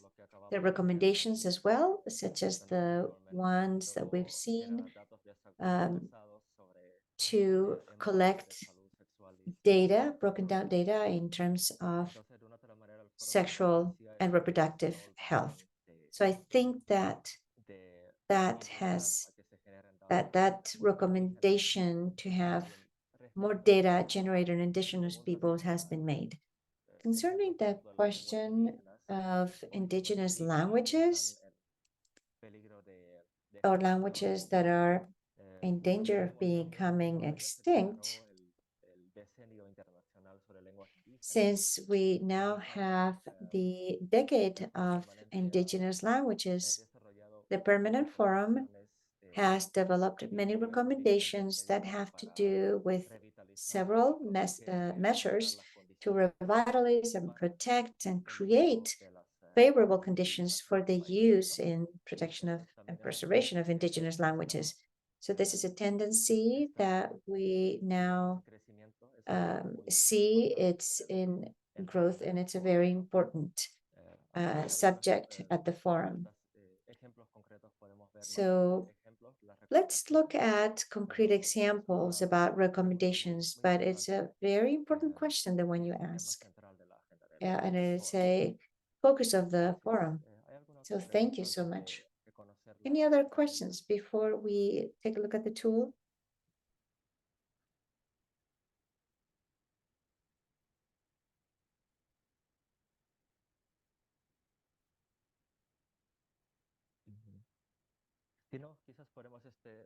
Otherwise, perhaps we can leave another space for questions after we take a look at Yanapac, if that's okay with you. And we can then take a look at the tool and see why it's connected with what I presented before. Now we're going to know we're going to take a look at this tool, yanapac.info. Yanapac is a Quechua word that refers to something or someone that accompanies you, that supports you.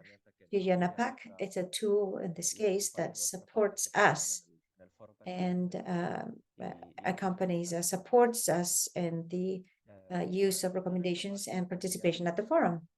To find this page, you can just search for it in Google or whatever engine that you use. If you put this word, yanapac.info, if you write that down, you will find it. It's in English and Spanish, so it can be used in both languages. On this occasion, I'm going to show the examples in Spanish, but the page works both in English and Spanish. It works exactly the same way. So let me tell you a little bit about how yanapac.info was born. From 2017 to 2019, Tarsila Rivera, our sister, the president from Chirapax, and FIMI, she had this job of expert member at the forum, and she became to this job as an expert with the concern that there are many recommendations from the permanent forum. She had already been like 17 or 18 years, and year after year, recommendations are formulated, but they're not really well known. So we thought that perhaps to implement these recommendations, we need to know them. And to know them, we need to facilitate access to these recommendations, because the recommendations are in annual reports. Every year, there's a report that is 30 or 35, 40 pages long. So it would be an enormous job to read more than 700 or 800 pages of recommendations from the permanent forum to find what you're looking for. So we thought that it would be better to create a virtual platform, a search platform that would allow us to access recommendations in a much easier, faster way. And also to that way have better informed participation of Indigenous participants at the forum. So it's a search tool. It has a box to introduce words to search for. And before we go to practical exercises, I'm going to explain a little bit how it works. It's quite simple, really. You just have to define the subject of your interest and then search, just as Google or any other search engine. And then we have filters to fine-tune the results that when we search. And we'll see some examples in a moment.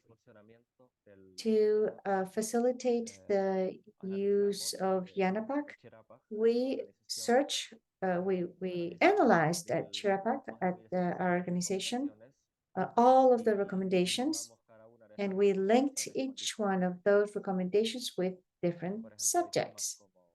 For example, there are subjects such as culture and education, development and public policy, forced labor, employment, conservation, sexual and reproductive health, Indigenous women. There are more than 70 keywords that we've used to classify the recommendations. And we have also analyzed the recommendations so that they can be found or can be linked with the Sustainable Development Goals. You've talked about these goals at the school, right? Or have you not? That's going to happen on Friday's class, Tapio. Okay, great. So you will be talking about this subject soon. Yes, we consider important that the recommendations are seen, are understood in terms of how they impact the goals, the sustainable goals.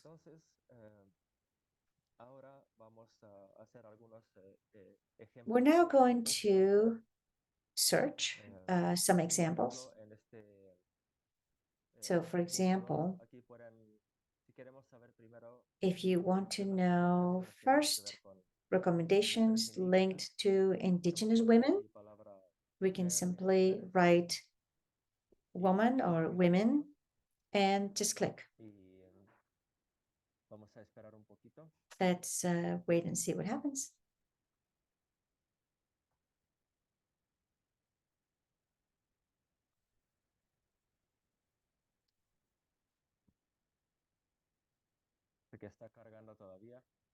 All right, still loading. The tool's still loading.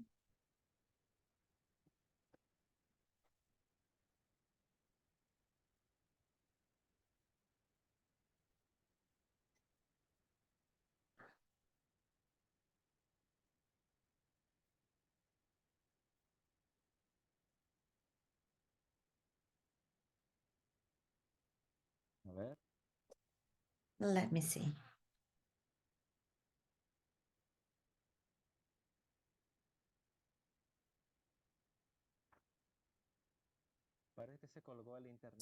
It looks like my internet is stuck. Can you hear me? Yes, we can hear you. And you can see the screen loading? Yes, Tapio, it shows that it's just loading. Okay. Let me see.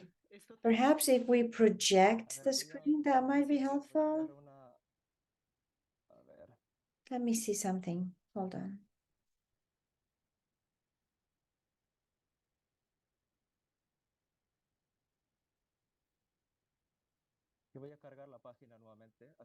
Let me load the page again. That might help.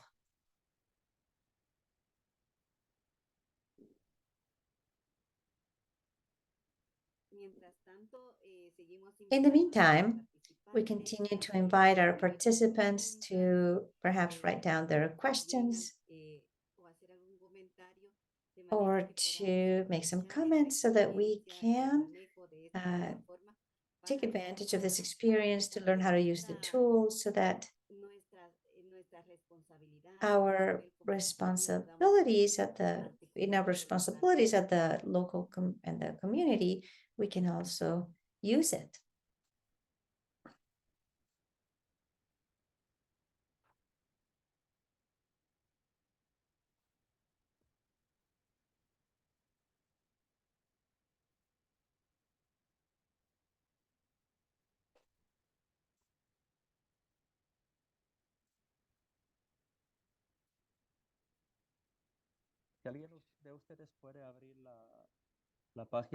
Perhaps one of you should open the page. Can one of you do that to see if it allows you to search?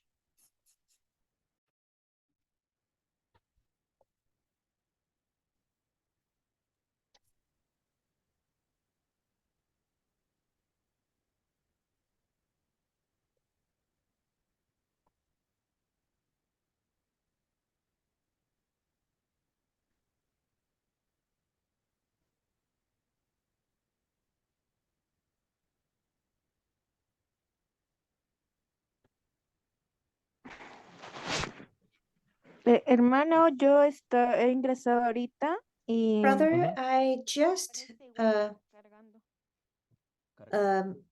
tried it and it appears loading also. Nothing really comes up. Let me see. It looks like it's going to work. Let's try again. I think these are the issues that happen always, all the time with the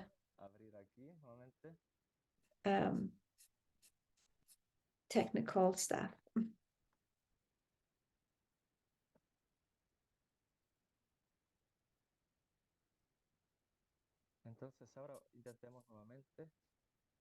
Let's try again.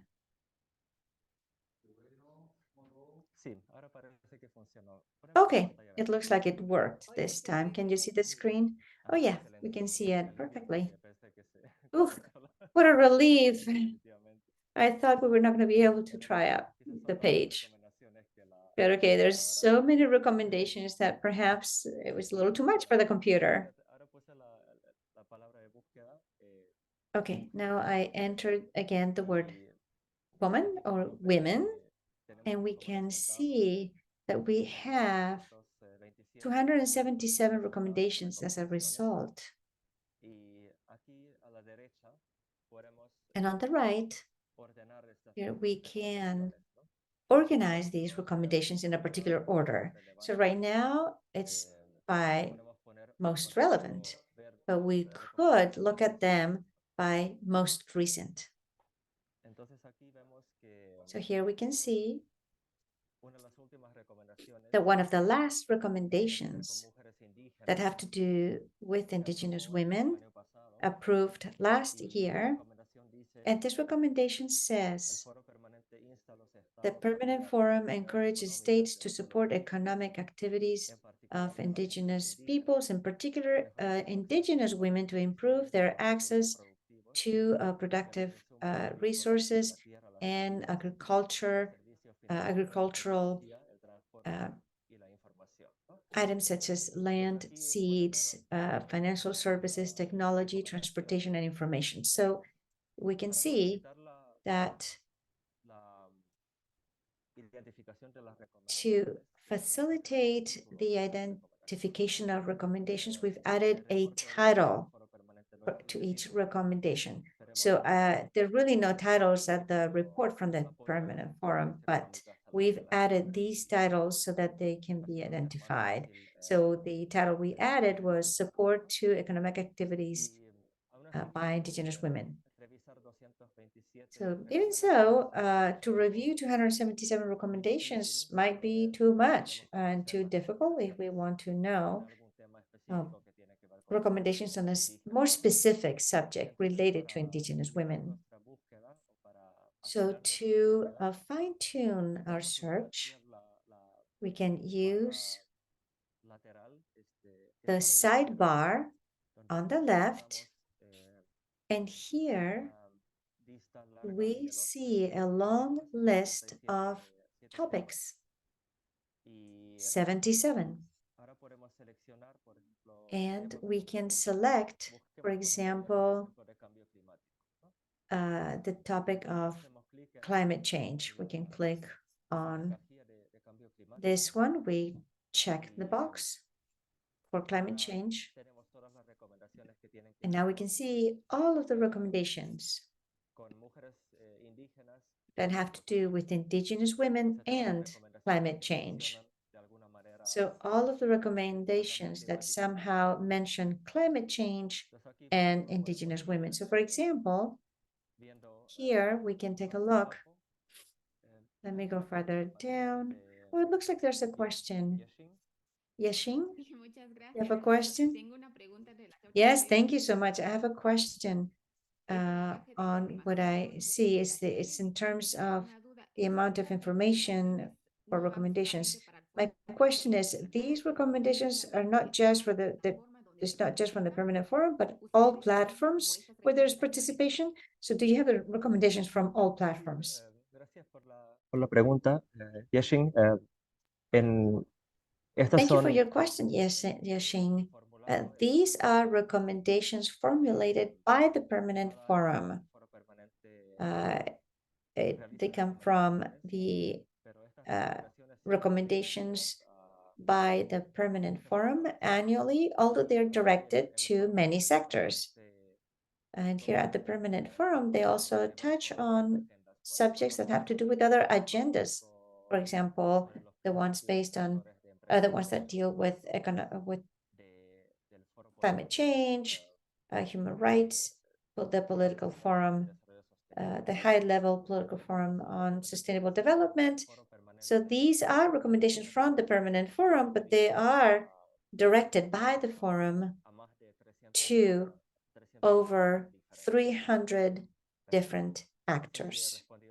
I don't know if that answers your question. Yes, indeed. Thank you so much. Thank you. Please ask whenever you have any question. Mucha información. It is a lot of information. So, for example, if we review these results that have to do with both Indigenous women and climate change, we can take a look further down and see all the recommendations. So here we're going to find a recommendation from session 7, that's the year 2008, where it says, Well, the title we've added is projects, policies and projects on climate change and the role of women, of Indigenous women and youth. So on this recommendation, they talk about different policies and projects that have to do with climate change at the local, regional, and global levels, and the need to guarantee the role, of the crucial role of Indigenous women and young women to mitigate in measures of mitigation and adaptation. So it's quite a bit. It's an older recommendation, but it's certainly relevant still, because in many countries these women have not been included in the design of measures to adapt and mitigate climate change. So here you have a first example of how this search can be used. But let's look at another example. We can go back to the homepage. And if we're interested, for example, in midwifery, we can also use that keyword. We can write partería in Spanish or midwives, midwifery. And we'll find the recommendations that have to do with that. Here, since it is about a more specific topic, we just find 8 recommendations. And here, for example, there's a text that is quite long. That is one of the recommendations that was approved in session 17 from 2018. And we want to look at, if we want to look at the full text of the recommendation, we can click on the title. So we click there on the title, Indigenous Midwifery, and it will take us to a page where only that recommendation shows up. So in this recommendation,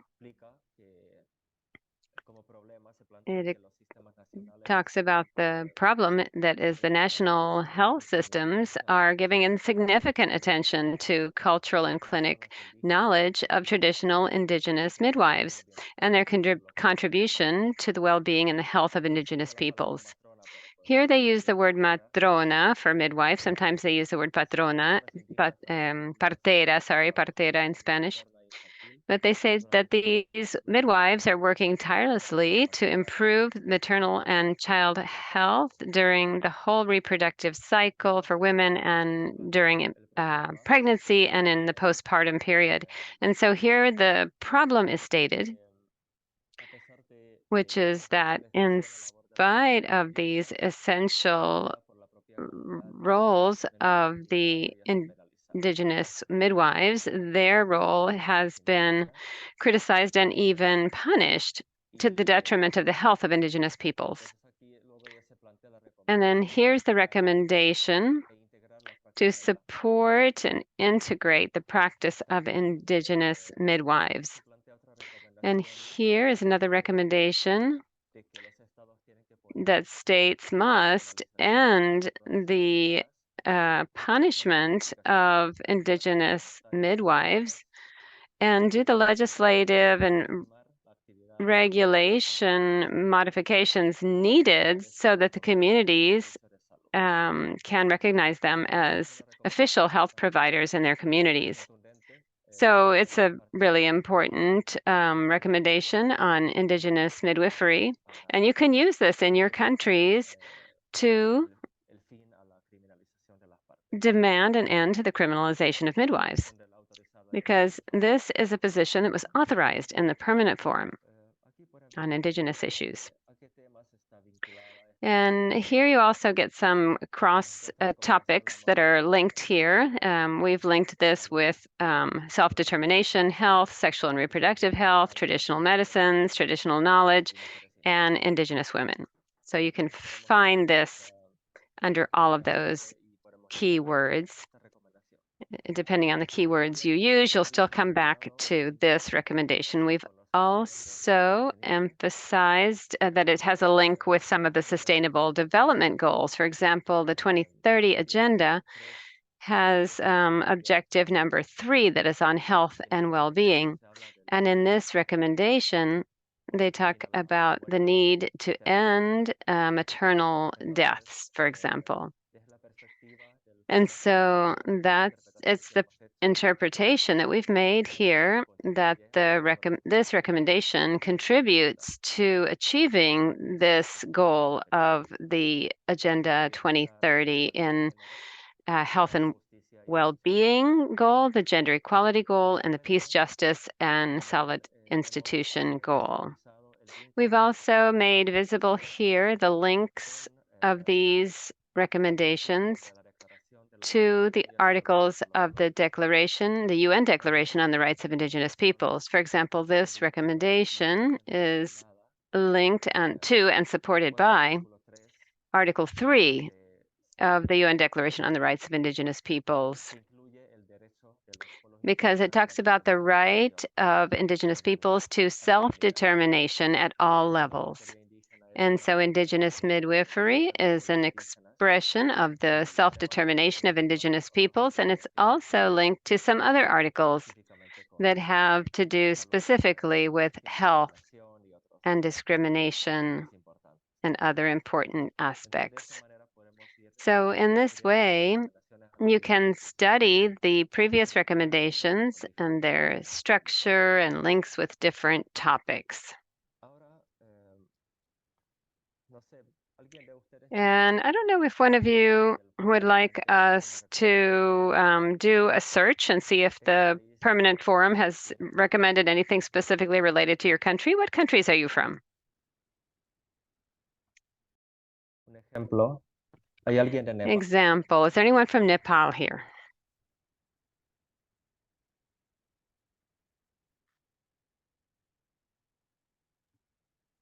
We have 2 participants from Nepal, Tapio, in the school, but today they're not here.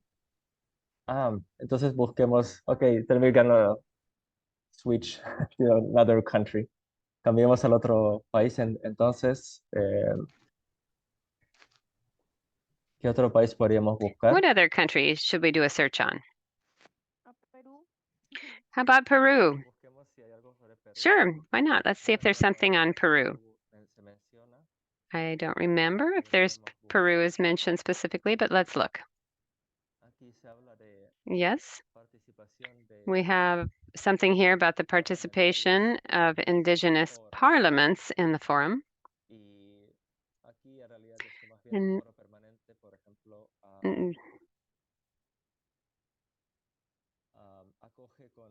it says the Permanent Forum welcomes the participation of indigenous parliamentarians from Bolivia, Ecuador, the Russian Federation, Greenland, Mexico, Nepal, Nicaragua, Norway, and Peru in its sixth period of sessions. And here there's another one that's a recommendation that is recommending that Peru be thanked for receiving the delegation of the Permanent Forum, which carried out various meetings in Peru, I guess. There's also a recommendation of yanapac.info. And from Peru, we see there aren't a lot of really specific recommendations. They're more protocol, let's mention this and let's be sure to thank an entity for this or that. Any other country that you'd like to search for? ¿Alguien es de Kenia? Is anyone here from Kenya?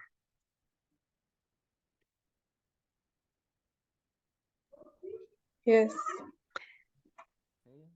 Entonces podemos buscar. Por Okay, ejemplo, well, let's look under Kenya then. aquí encontramos, Here we find 6 recommendations. por ejemplo, aquí For example, this one, there's a recent recommendation from 2019. voy a buscar los más recientes. I'm going to look for the most recent ones. Here's one from last year where the Permanent Forum urges the government of Kenya to apply the recommendations of the African Commission of Human Rights and of Peoples on the rights of the Enderois, I'm not sure how that's pronounced, to the property of their ancestral lands, the rights to restitution, and to receive corresponding reparations. There's another recommendation here about the rights of the Ogiek community of Mao. I'm not sure again if I'm pronouncing them correctly. But here there's a number of recommendations that have to do with sustainable management of forests, also the right to land ownership. In the last few years, there have been quite a few recommendations here on land, territory, and the rights of the peoples of Kenya. So I want to invite you to look for recommendations that have to do with your countries. And finally, there are some other recommendations that we can search for that have to do with other UN processes. In the school, I think you've talked about the general recommendation of the CEDAW, of the rights of UN and Indigenous women. Have you talked about that?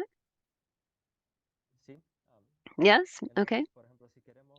So if we want to learn more about the role of the Permanent Forum in this process, we can look for CEDAW here.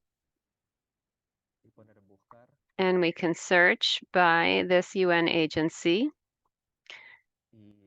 And you can see, and as I was saying before, here in Yanapak, there's some information about the history of the indigenous peoples at the UN. For example, here we find a recommendation from 2004 that's linked to CEDAW and indigenous women. In that year, the Permanent Forum was already recommending to begin a process of drafting and approving a general recommendation on indigenous women, including those who live in colonialized situations. So the UN had something to do then to include indigenous women and children in their work. And in 2019, primarily thanks to the advocacy of FEME and coordination with Dr. Gladys Acosta, who was the president of the CEDAW committee at the time, and they were able to include specific recommendations to reiterate the need to adopt a general recommendation on indigenous women under CEDAW. So there have been some topics that they're saying must be included in such a recommendation related to individual and collective rights, non-discrimination, self-determination, social rights, etc. So that's the way it reiterated the recommendation of 2009 and pushed it forward a little bit more. And finally, in 2021, once again, that recommendation is reiterated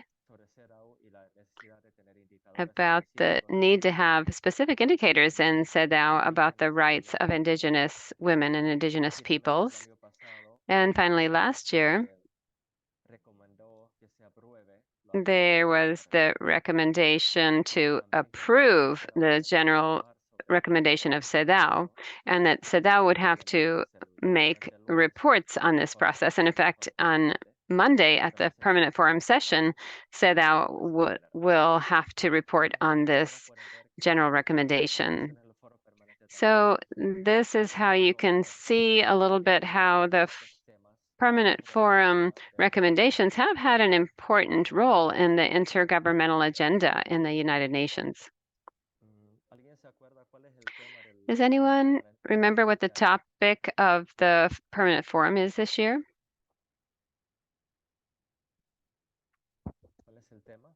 What's the topic this year?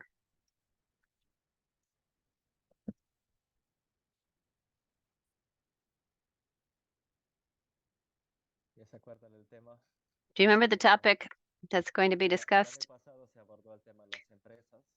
Last year, it was about businesses and human rights. And in the past, they've had a special topic of land and territory. Traditional knowledge was a topic one year. This year, the main topic has to do with human health and planetary health as linked to climate change and from a human rights approach. For example, in this case, if we wanted to prepare ourselves for participating in the Permanent Forum, then it would be important to learn about what kinds of recommendations have been made before, even if it's a really broad topic. For example, if we want to talk about recommendations about health, we can just put the keyword health in the search engine and we can see what comes up.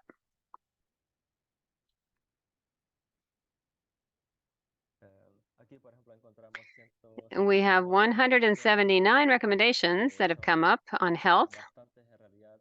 So that's a lot.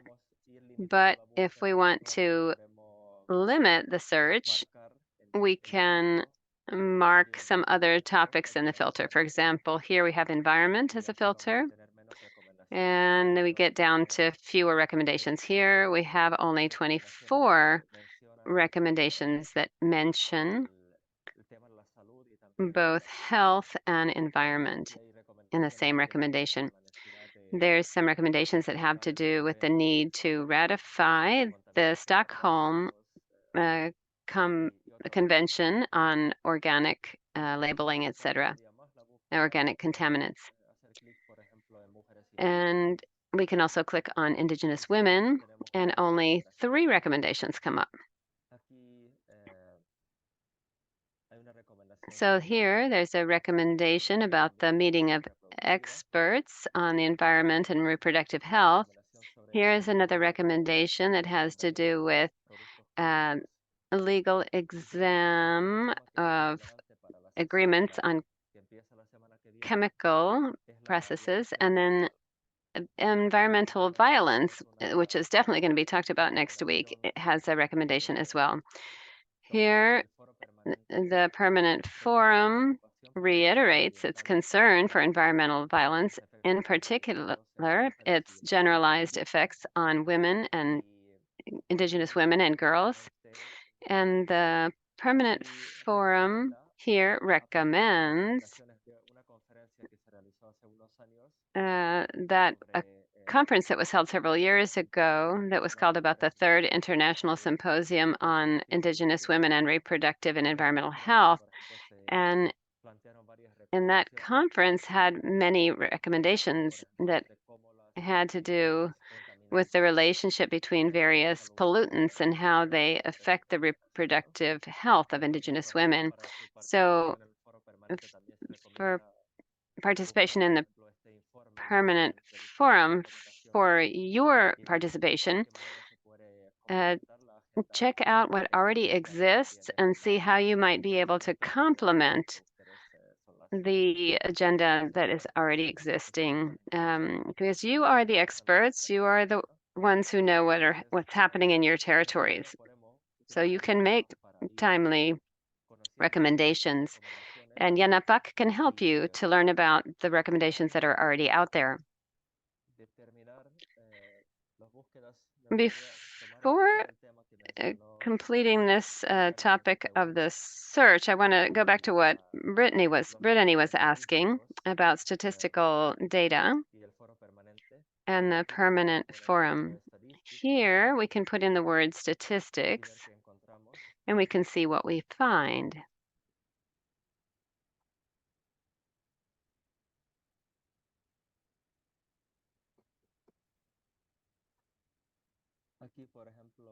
Here, for example, we have 22 recommendations. There's a recommendation where it says in 2010, the Permanent Forum recommends that the states gather statistical data disaggregated by sex and ethnicity. So that's a recommendation. It's an old recommendation. And here, there's a recommendation that has to do with the use of indigenous languages in processes where statistical information is gathered. Also, there are other recommendations where we talk about the need to keep in mind all of the diversity and demographical profile of indigenous communities to make these things visible in national statistics as well. And so there's quite a number of recommendations that you can find that talk about the need to disaggregate data on indigenous peoples at all levels. So if you wanted to look at the regional level, say in Peru, you wanted to ask for disaggregated data, you could say, well, the Permanent Forum is an authorized voice of the United Nations, and it has recommended quite a number of times that data be generated that is disaggregated by ethnicity and by sex. And you can cite different UN organizations in order to strengthen your advocacy. So this is a general overview of a mechanism that will help you participate in the forum. Look for previous recommendations. And instead of creating new recommendations, sometimes you can reiterate something that was already said that you find very relevant. And you can identify specific aspects. For example, if there was something about indigenous midwifery, which continues to be valid, but we want to add another recommendation that have to do with the challenge of certifying indigenous midwives or what have you, then you can look to see what's already there, mention it, and add to it. And you can direct your recommendations to different actors. That's very important. And so think about making smart recommendations, right? Who has to follow through on this? When? How? Which organization are you asking to do this? And that will make your recommendations more useful. Is there another question about what has been presented so far? I know it's a lot of information. And as I was commenting, we're all learning on this still. In the case of Yanapak, we are constantly updating the database because I'm sure there are some errors or things to adjust. So we're continually trying to improve the platform of Yanapak. Thank you very much. Any questions? Thank you so much, Tapio, for such valuable information. And we are so grateful that you have oriented us to this tool that will help improve our work and make sure that the documents that we produce can have the backing of these recommendations, that we're not making these recommendations for the first time often. We are over time, unfortunately. So we want to invite our participants to continue asking questions virtually through FEMI and maybe with the direct link with Yanapak or with all of the organizations that are helping our participation. So thank you very much, Tapio. If you have a final recommendation, go ahead and give your final words to the group. No, I'm just very grateful to you for this invitation in the name of Chirapac, also of Indigenous Peoples of Peru. And we are linked up with ECMIA as well. So if you have any questions or want to consult something, please write us. And maybe I could share my email here in case you have questions that come up about the Permanent Forum and Yanapak. The general recommendation for you, I think,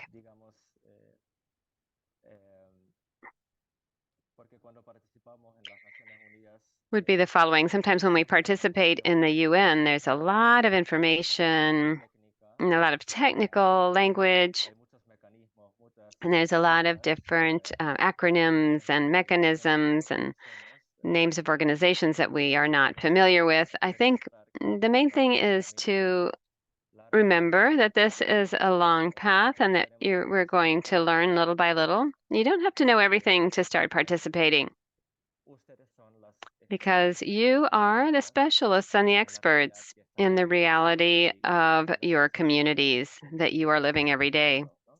And you are the ones involved in local struggles. So you're the ones that know best what needs to be done to improve access to health for Indigenous women, for example.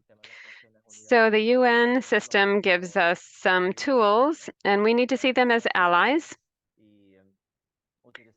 and to use them strategically. But remember also that your agenda is the most important agenda, and to focus on what you want to achieve at various levels.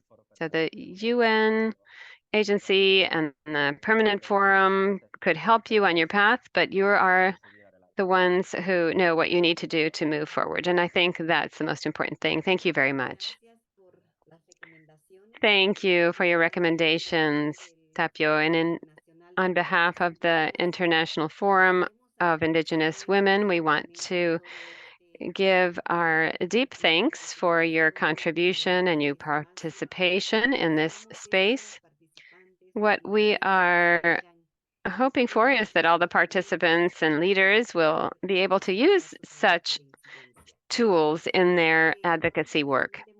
So the International Indigenous Women's Forum, through the Indigenous Women's Global Leadership School, gives this recognition to Tapio Queyas for his participation and contribution in the capacity building of Indigenous women leaders from the world, Africa, Asia, Latin America, North America, and the Pacific, during this 10th edition of the program on human rights